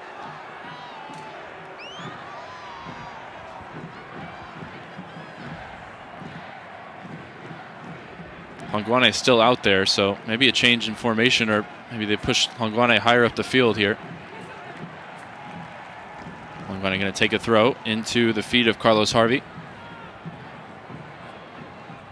Harvey combining through the middle, but Kaike well positioned. Now gets Dallas out and going the other way. Lucho Acosta driving at the back line through the heart of midfield now. Tried to skip past 2, and he won a free kick as he skipped past the 3rd Minnesota United player.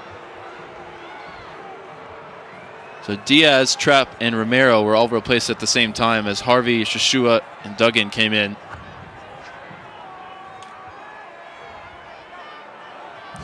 Lucho Acosta drawing quite a crowd there as he got out on the dribble. 3 players converging. Probably got a little lucky there that ended up he was about to lose the ball, but he got fouled.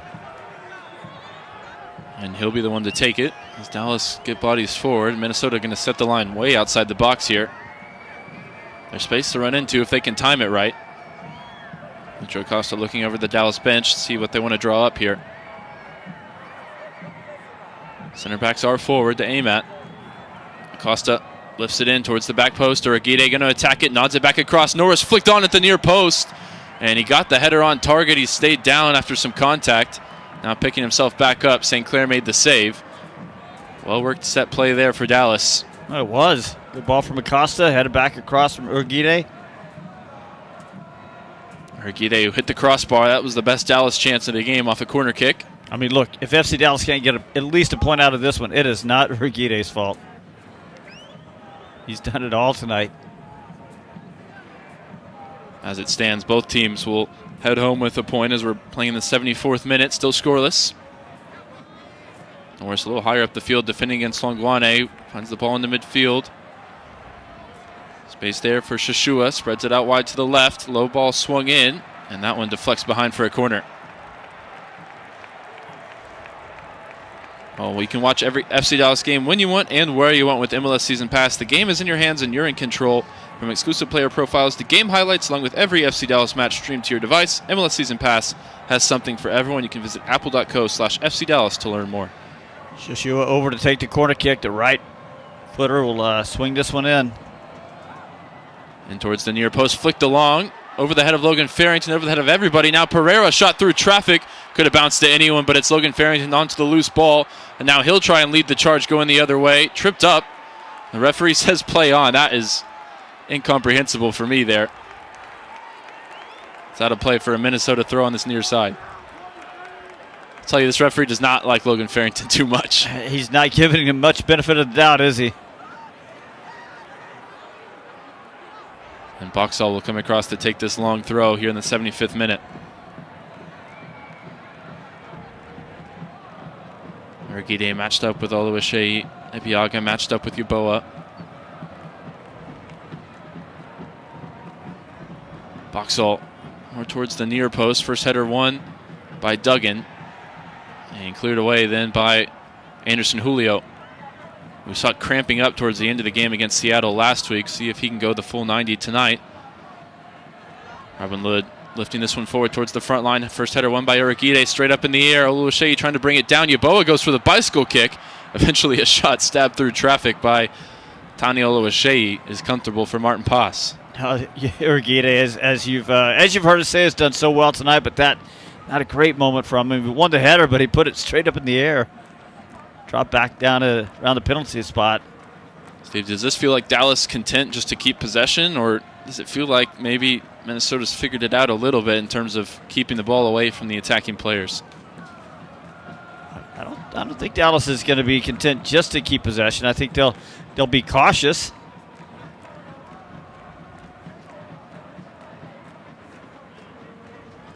Now they'll build up as Ramiro finds Ibeagha, bringing it towards the attacking half. Wide right with Shaq Moore. Receives it on the dribble, coming outside to in. Now Ramiro sees Kaique, wide right with some space. Finds him with the pass. Now closed down by Shashua. Kaique, edge of the 18. Set back for Show. Show looking to get turned. Now spreads it out to Lucho Acosta, who's got some space on the near side. Not a ton of support around him. He's going to take Pereira towards the corner flag. Tries to pin the ball in behind for Julio. But Lucho Acosta onto the second ball. Wins it back from Hongwane. Lucho Acosta inside the 18. Set back now for Ramiro. Chipped back towards the back post. Lucho Acosta with the header. Oh, what a save from St. Clair. A terrific 1-2 between Lucho and Ramiro. And we've nearly seen another header from Lucho Acosta end up in the back of the net. Shades of the famous goal off the long pass from Wayne Rooney. Lucho Acosta with the header at the back post, and he got it on target, didn't he? That was looping in over St. Clair, and look, that's maybe it would have hit off the crossbar, but Canadian number 1, St. Clair, that's a good save from him. Not for the first time, Dallas calling him into action. That's the third big save that I can remember. And now that sets up a Dallas corner where they went closest to an Urquide header off the bar. This time it's Lucho Acosta to take from the far side. Outswinger towards the near post, defended easily there by Rosales. And Ramiro trying to shield this one out of play. Eventually he does. And that will allow the Dallas defenders to make their way back to safety.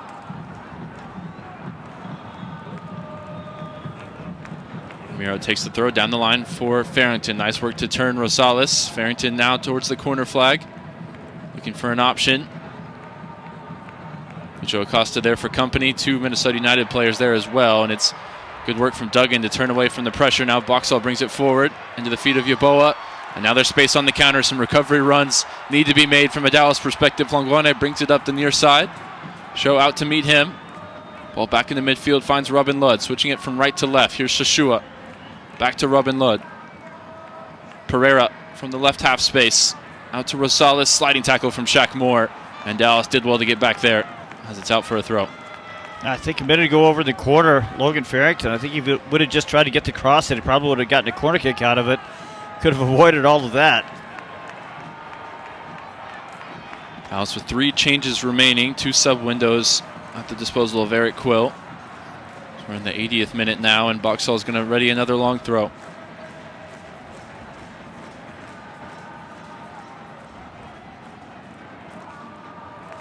Boxall towards the edge of the 6-yard box. Header won by Minnesota, who's just, they've got more height as a team than Dallas does outside of the center backs, really. Here's a nice ball forward for Lucho Acosta. If it stays in play, it does. Into the attacking half. Acosta all on his own. Now joined by Farrington. 2v2 for Dallas here. Logan Farrington receives it from Acosta. Back to Lucho. At the edge of the D. Sliding tackle from Boxall on retreat. Great work from the New Zealand international. Breaks back for Dallas. Logan Farrington, edge of the 18. Shot from the right side. Rolls behind for a goal kick. It was a clear handball. The referee took his time in whistling it, so we had to play on, so to speak, here on the broadcast. And you're right. Nobody happy with the man in the middle tonight. But, hey, a minute ago, it was Lucho Acosta and Farrington on the break. Farrington got the ball and tried to slip it back in there. I think Farrington's I think he's exhausted. It wasn't a good pass from him. Trying to find Lucho Acosta. Making the right choice, but just didn't get the right weight on the pass. It was intercepted easily. Farrington most likely going to have to go 90 minutes tonight with no Petter Musa, and that would be the first time he's done so all season. That was kind of the infamous moment when he had scored against Chicago where he was brought off, and later Dallas conceded the 3 goals to lose, and Eric Quill sort of said, I think he had more in the tank there, and I shouldn't have brought him off. Maybe the opposite situation here. He might need to bring him off, but he doesn't have the opportunity to. There's really not another striker out there that they can play the position. And just be Tarek Scott, one of the top scorers for North Texas last year. But even he's kind of more of a winger. Delgado now replacing Show, who had went down, maybe cramping a little bit. You sort of thought that was probably the change that was going to come. So 3 Dallas changes throughout this game. Still 2 to be made. They'd have to make them at the same time. And Delgado is somebody that can make something happen on the attacking end. He's just got to be a little bit better with his defensive positioning, making sure he's on top of that. Try to get Martin Paz his first clean sheet this year. Boxall from the technical area of Eric Ramsey. On the near side, going to launch a long throw in. Header easily won by Keike, helped on by Ramiro. Farrington gets a touch to it. All he can do is help it further on and out of play. That's at least out of Boxall range.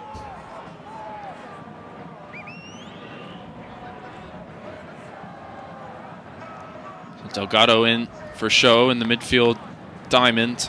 Keike and Ramiro still out there from amongst the starting group. Lucho Acosta out there at the number 10 now, replacing Pedrinho, who started. Throwing down the line.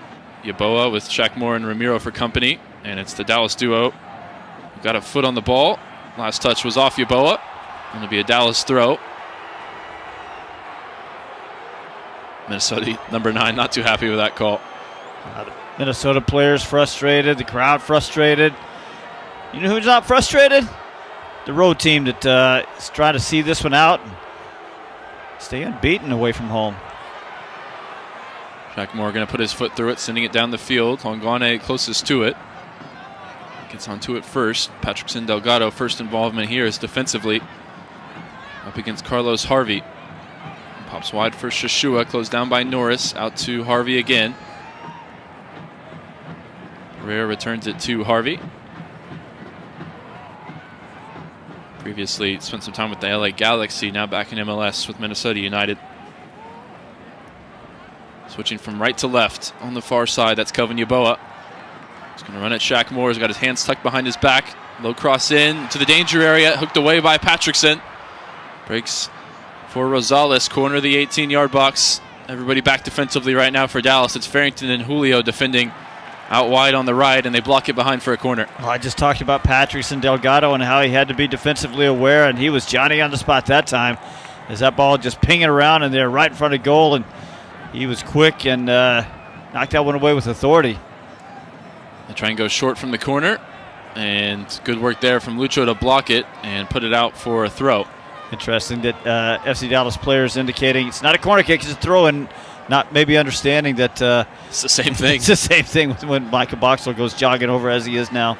Only difference between a corner kick and a throw is maybe the pace on the ball, but the distance is definitely the same. Boxall from 5 yards away from the corner flag now. Launches it in towards the near post. Header won by Uragide, helped along by Ramiro. Towards Julio. Julio onto the second ball. Back to Ramiro. Now out into space for Lucho Acosta. 3 runners to his left as he brings it into the Minnesota half. Trying to wait the pass in behind, and Robin Lod well positioned. The only defender back for Minnesota made the crucial intervention. Now Dallas with numbers up the field have to track back as well. I think that was going all the way across the field for Farrington, and Acosta just didn't get quite enough onto it. Dallas now back in shape. That was a real moment maybe on the break. Fell to the guy you want to run the break in Lucho Acosta. Couldn't find the pass he wanted there. Good work from Farrington backtracking to win it for Dallas. Urguide through the lines, finds Kaique. Ball ahead for Farrington. Space for him on the halfway line. Head up, looking for options. Finds the man you want to find, Lucho Acosta, inside the center circle. Switching it out to Shaq Moore on the right side. Runners in the area. Ball lifted in towards Logan Farrington, attacking the ball. Well dealt with. Here's Lucho on the follow-up. Bounces back out to him. But he couldn't get a second shot away after he caught it sweetly on the volley. Now Minnesota bring it clear, going direct. And Ibiaga gets a foot to it. Second ball bounces for Shashua and Minnesota United. And this game becoming increasingly stretched now. And it's not what Dallas really wants. Yeboah on the dribble, poke towards Oluwaseyi, pass to Urguide. Oluwaseyi appeals for a foul, and the referee has given it right on the edge of the box against Nolan Norris. And, well, that was a dangerous moment. Well, it was a weird little step from Urguide. He thought he was in position to poke that ball away, and somehow it got by him, and Nolan Norris, I think, did what he had to do there because he was about to get turned. I'll tell you, he did a good job of holding him right up until the edge of the box and then letting go. I'm surprised he's not getting a yellow card for that. I mean, honestly, that's a smart foul. As long as nothing bad happens from it.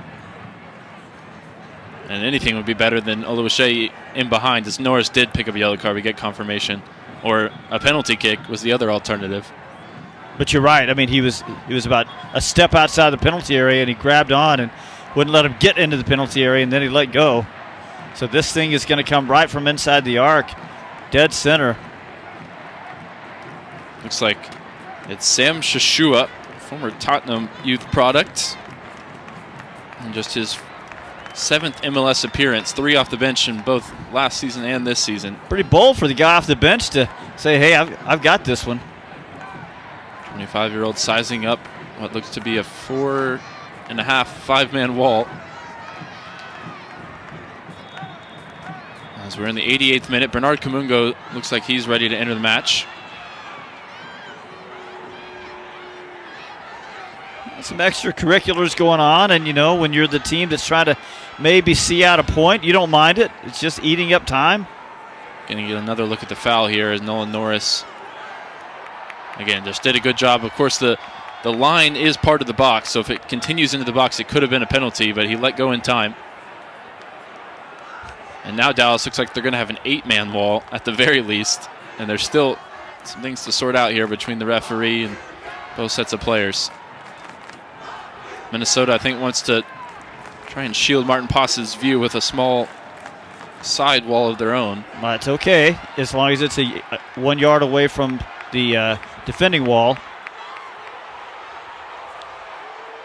I still can't quite understand what the referee is allowing in terms of these discussions here. But you don't mind it if you're Dallas.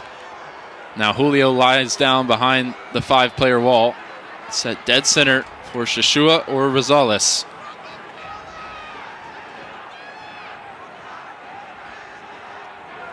A goal here might well win it for Sam Shashua. Referee now satisfied with the positioning of the wall. It is Shashua right into the Dallas wall and cleared away by Lucho Acosta. The human barrier stands tall for FCD. And after all that, they'll have about a minute plus stoppage time to see this one, try to see this one out. Kaique on the turn, finds Lucho Acosta out wide with Patrickson. Goes on the overlap as he drops it off for Ramiro. And Dallas with some sustained possession here in the Minnesota half. Kaique receives it off the outside of the right foot. Nice ball to find Lucho Acosta. Oh, Acosta tried to go through the legs of Pereira. He was going to keep it in play. It was spinning out of bounds near Eric Quill, but Minnesota's Argentine playmaker kept it in play, but Kaike, great sliding tackle, and it breaks for Lucho Acosta. Quick combination up the left side with Logan Farrington. Appeals for a handball, nothing given against Shashua. It breaks for Farrington, back to Acosta here. Oh, try to put the ball in behind for Julio. Not on the same page, or the pass off the mark. You got to say Acosta just hasn't been sharp after he's come in about 20 minutes ago. And Kaike going to ground again. I think he was whistled for a foul. It'll be a throw, and that's a second straight sliding tackle won by the young midfielder. Kaike looking indefatigable tonight. And this will be the last Dallas change. Bernard Kamungo here, as we've hit 90 minutes, will replace Anderson Julio.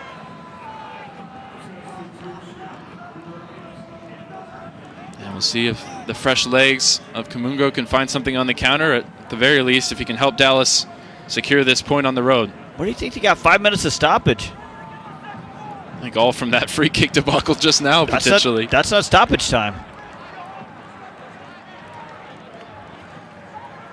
Well, 5 minutes with 30 seconds having already elapsed, and it will be a free kick after all against Kaike. This one closer to halfway line than the 18-yard box. Pereira with targets forward to aim at. He goes short. Quick combination with Rosales. Lucho Acosta is the only one there defensively. As Minnesota build up down the right side, Juan Guane swings an early ball in. Ibiaga deals with it. Up into the air towards Farrington. Farrington, ball ahead for Kamungo. Kamungo going to get out and running. He's the furthest Dallas player forward as he brings it into the attacking half. Now dumped off for Shaq Moore. Shaq Moore bringing it from outside to in. Ball in between the lines. Here's Delgado. Oh, Delgado nearly had some space, and the flag goes up belatedly. And Minnesota didn't want that play to stop. Dallas a little fortunate that the referee didn't choose to play advantage there on the offside. And they go short.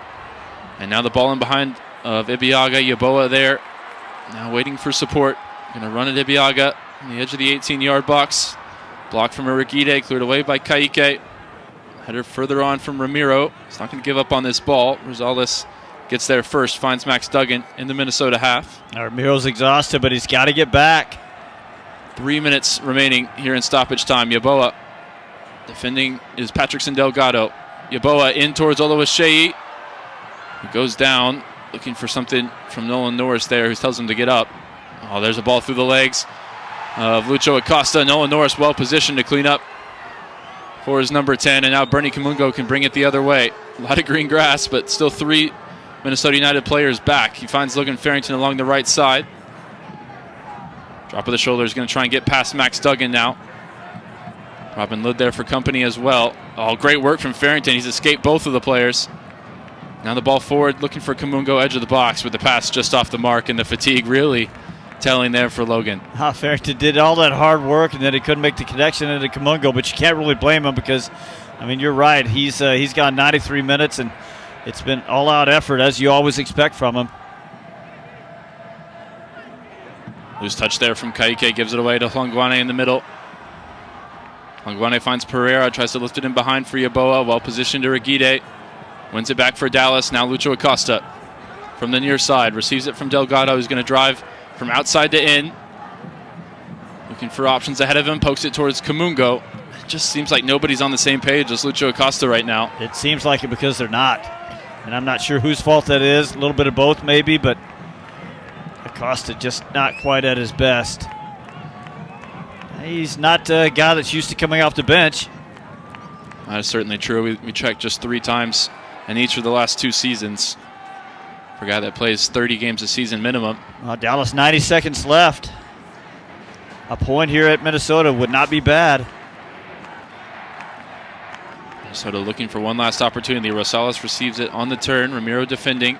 Yeboah picks it up out wide left. Shaq Moore a couple yards away from him. Back to Max Duggan. We'll swing it over to Carlos Harvey, the right center back. He's going to lift this one to the box. Header won by Ibiaga. Bounces out to Nolan Norris, who's just going to put his foot through it. And Lucho Acosta there to give chase. Boxall seems to be twice his size there. Wins the header.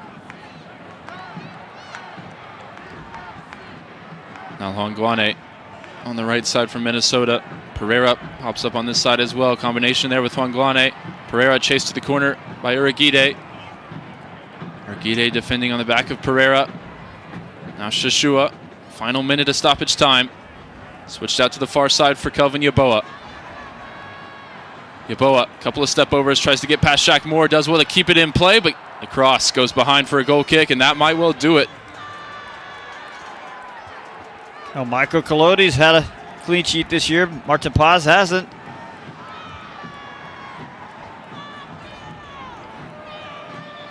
Pretty close to it now, though. I don't know what you guys think, but for me, Uriguita easily man of the match. Terrific, especially in the first half, but also the one to hit the bar for Dallas, the best chance for him.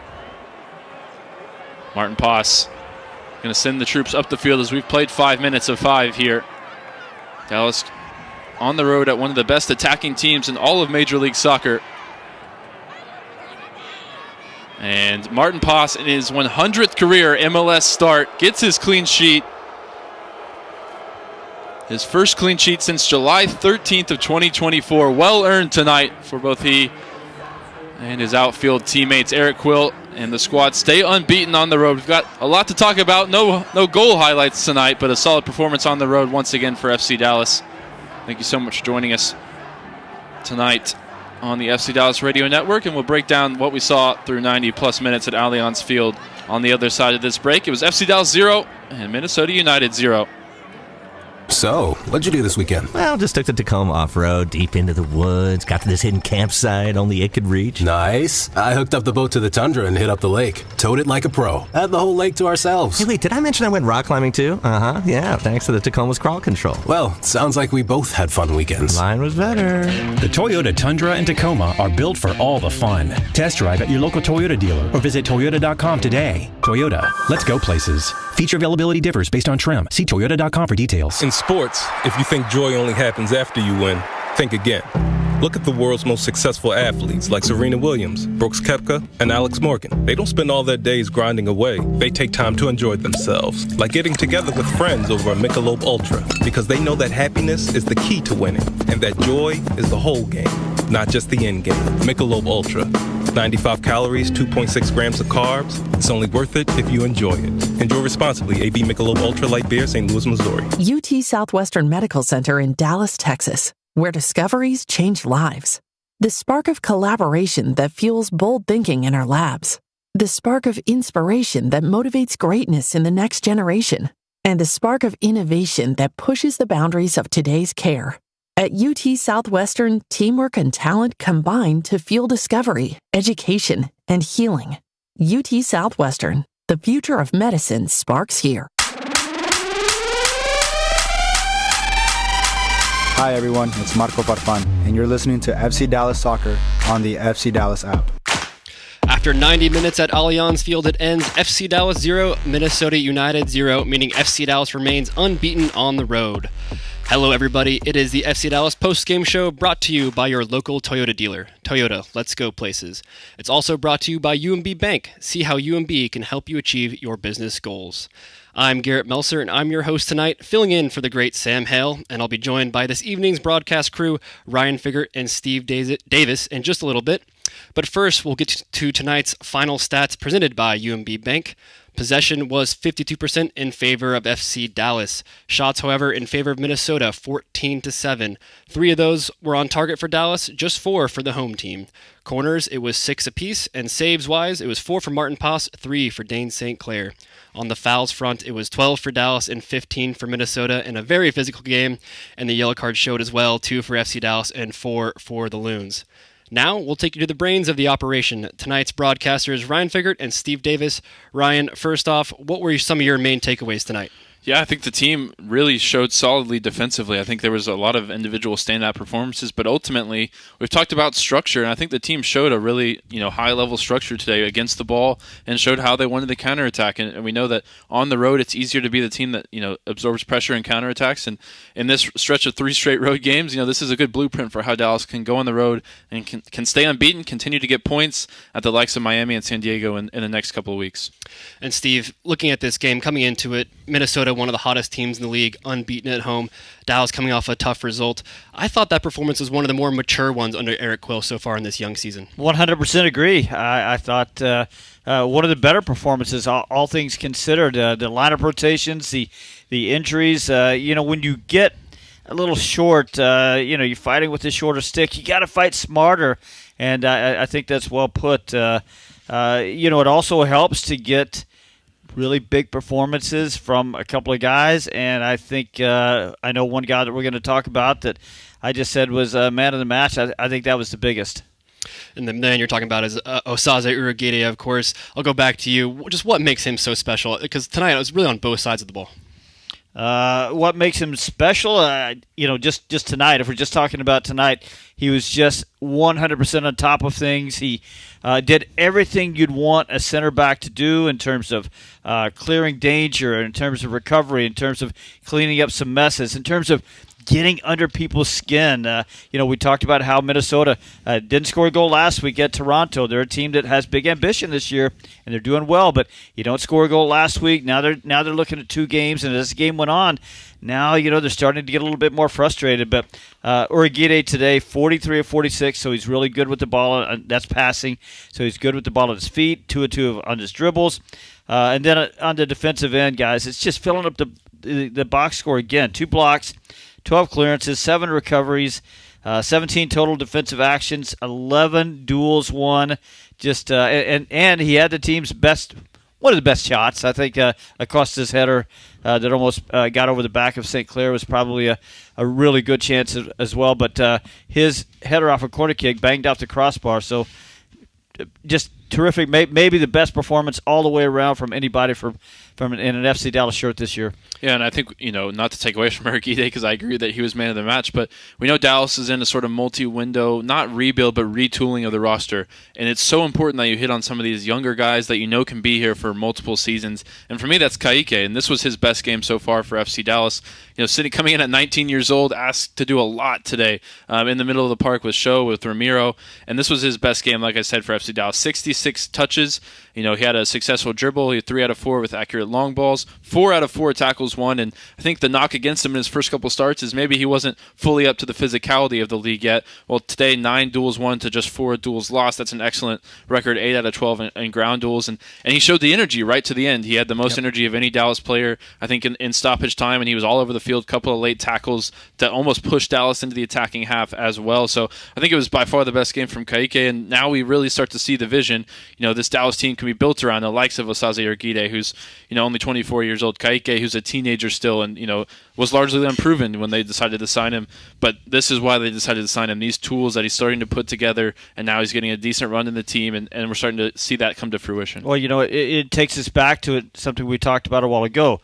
Young players, and one of you guys sort of jumped in as I was talking about playing these academy guys, but you reminded me, look, it's not just the academy guys, it's a guy like Ka'ike, and that's exactly what you want to see. Look, Sebastian Lletget, I think he's been good this year, and we talked about how he's a really great connector and really tidy on the ball, but he's not going to be available for a while, so you've got to have somebody step up.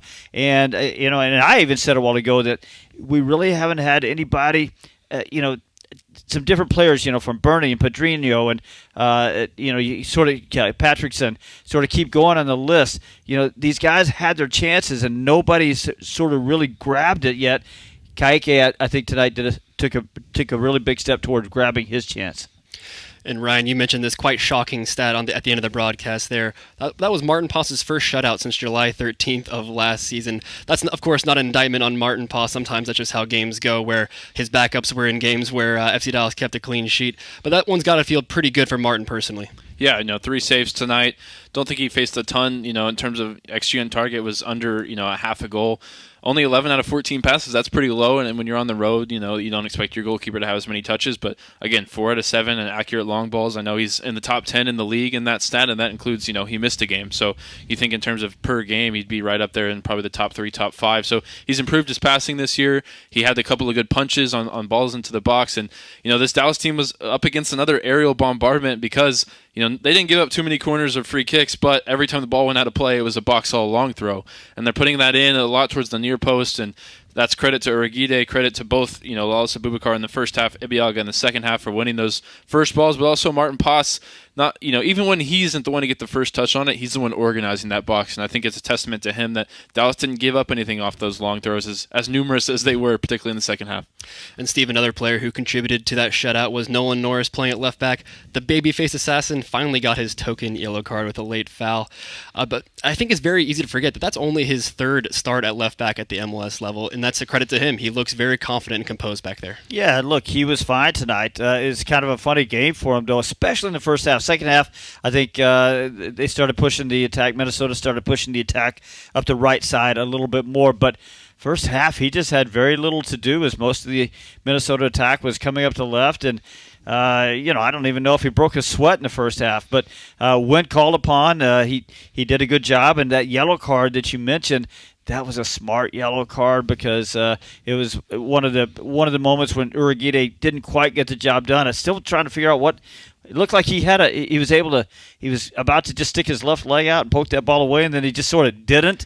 And was it Oluwaseyi that was about to turn, and he did get he got the ball and he got turned, and Norris just reached out and grabbed him, and it was a smart thing to do, and he understood that he had to do it right then. He couldn't wait because another step, it's inside the penalty area. So really smart foul. Nothing came with a free kick. So Nolan Norris, he just keeps putting in doggone solid performances out there. Nolan doing a great job of not continuing the foul into the box because we know that can turn into a penalty kick, which would have been pretty heartbreaking there at the end. While we're talking about the back line, I think we should touch on the Lawless Abubakar injury, some sort of groin issue that forced him to leave at halftime. Ryan, where does that leave this back line? Because it's already pretty thin with Marco Farfan out for the next month at least, Enzo Newman out for the foreseeable future. Alvaro is very experienced. We're almost down to 4 players on the back line who are ready to start games. We are down to 4 players, that have started an MLS game, Sure. along the back line. Alvaro now is the depth piece if Lawless is out for any amount of time, and that's not a position you want to be. And look, the window isn't closed yet. I have no information on whether Dallas is looking to add anyone before that deadline early next week. But if I was Andre Zanota, I would be trying to call everybody for their backup, center back, right back, left back, somebody who could fill in multiple spots. Sort of new Sam Junko would be really huge for this team right now. So far, knock on wood, they haven't lost, outside of Marco Farfan, any starting players along the back line, but there's absolutely no one with any proven MLS quality behind them right now. It should be said Ramiro can play right back or left back. He's done it in the past, but I don't think you'd want his 5'6" frame at center back covering for Lawless Abubakar. Absolutely not.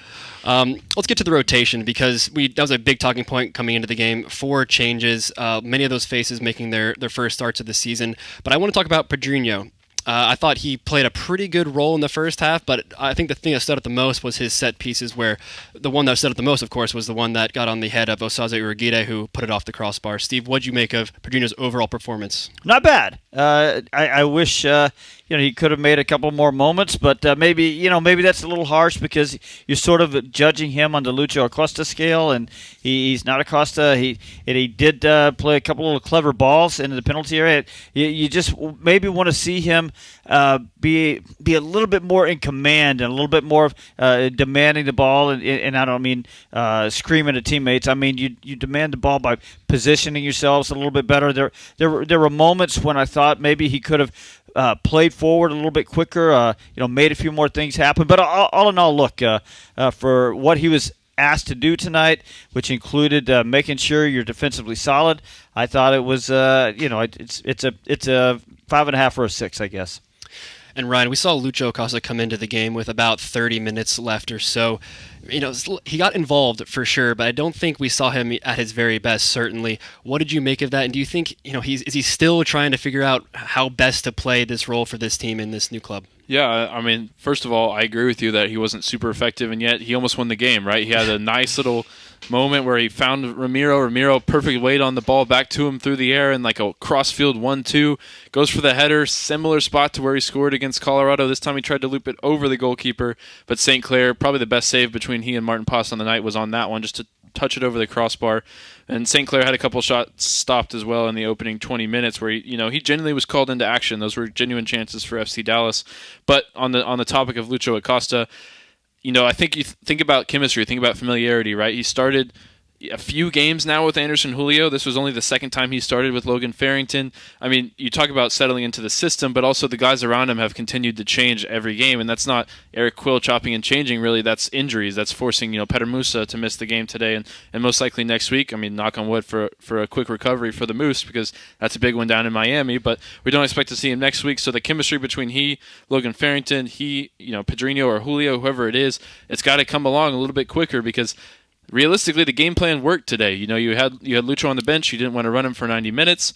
He comes into the game, 30 minutes to go. He got in these moments where it was in transition. He's between the lines, and the pass was off the mark, or the run didn't come for the pass. And those are the type of things they've got to get figured out if they want to turn these draws into wins or losses into draws. Yeah, to your point, 8th different lineup today in 9 matches so far.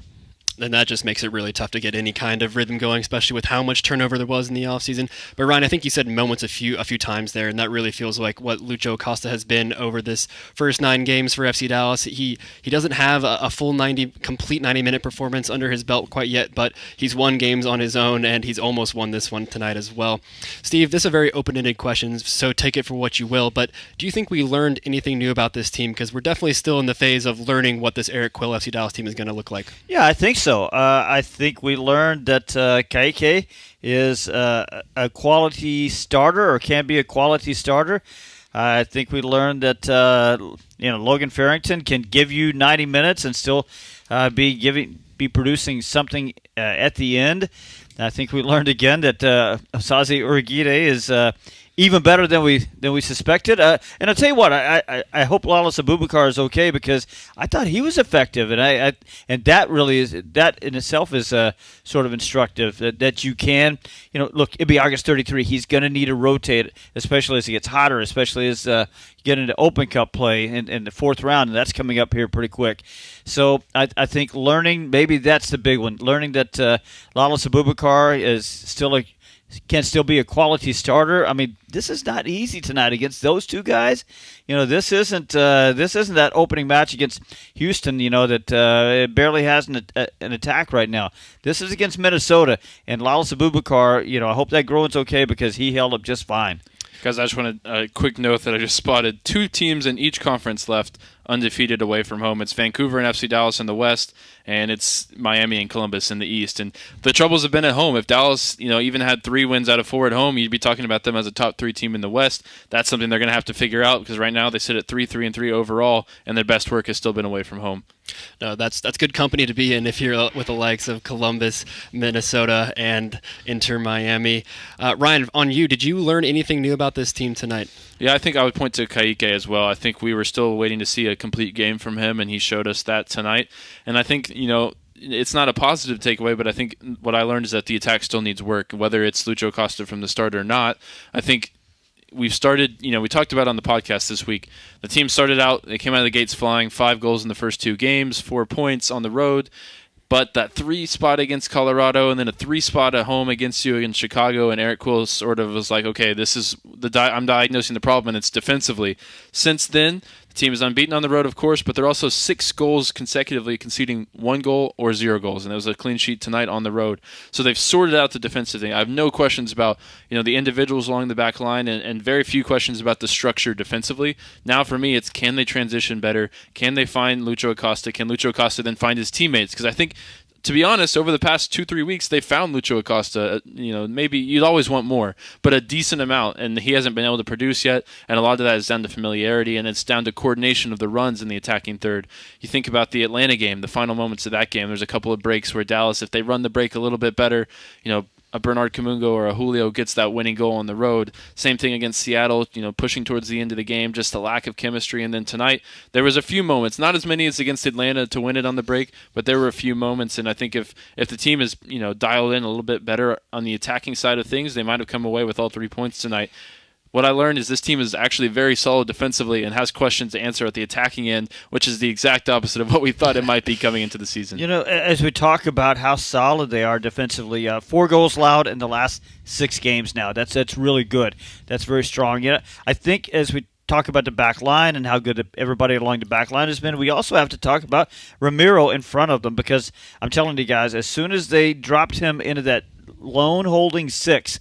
Now I'm seeing him not just being the passing lanes and being sensible with the ball, but now I'm seeing him direct more people and talk to the midfielders in front of him and take a little bit more ownership in there. And I'm just liking him more and more. Bless his heart, I wish he was a little bit faster, had a little bit more athletic ability. But I think as a player that, this is just a fast league, but I think he uses his smarts really well. There's just a couple of times tonight, when in fact, I even mentioned this one on the air, when he got caught up a little high and he just doesn't have the wheels to get back, so he has to he has to manage that. And I think, generally speaking, he manages it pretty well. I'd also been a little bit critical earlier this year of how he's trying to play balls into the final third, and I'm saying he's a holding midfielder. Maybe just find Lucho Acosta.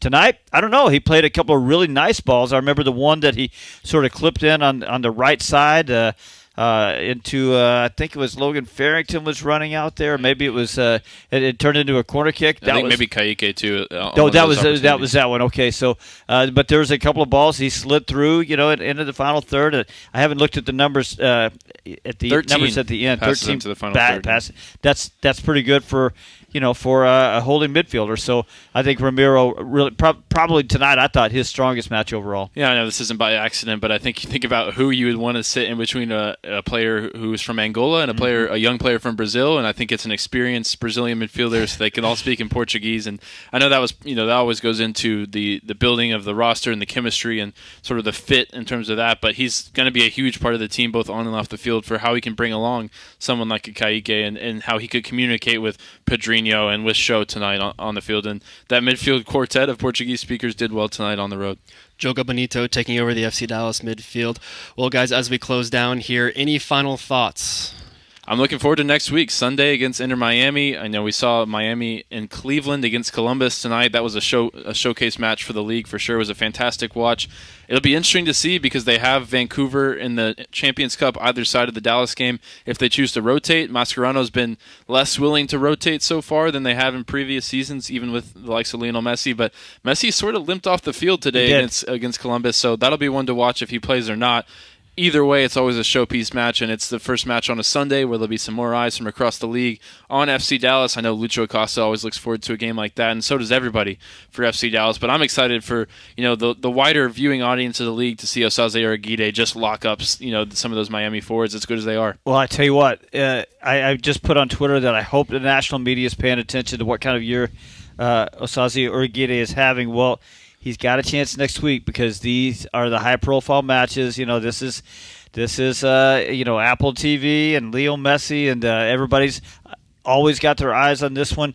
I'm also sort of thinking about Nolan Norris because, he's a professional, and I know that he's not looking ahead at all. But, I'm just sort of wondering, as he's walking off the field tonight, is he already thinking, okay, we got this one done.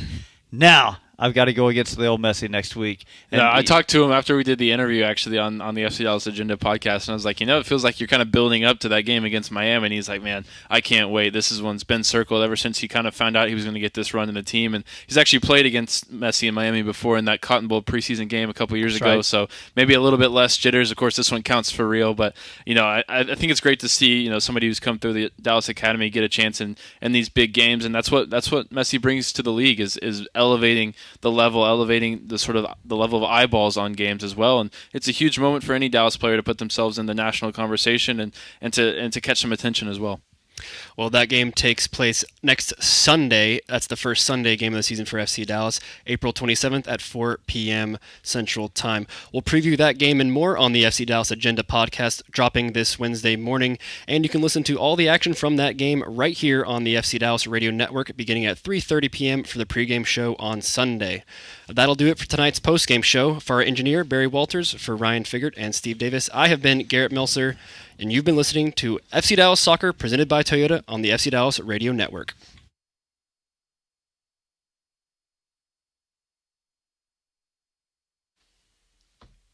When you do those Dallas Cup long days, one thing you don't really expect is you take this thing off for the last time, you're like, jeez.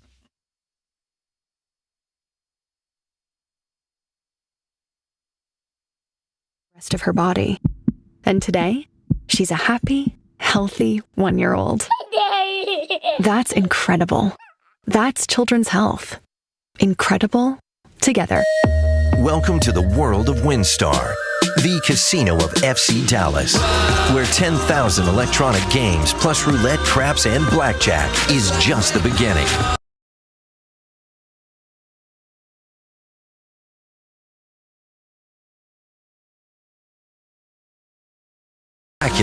Lucas Oil Live, all just 1 hour north of DFW. So come live in the wow at the world of WinStar. In sports, if you think joy only happens after you win, think again. Look at the world's most successful athletes like Serena Williams, Brooks Koepka,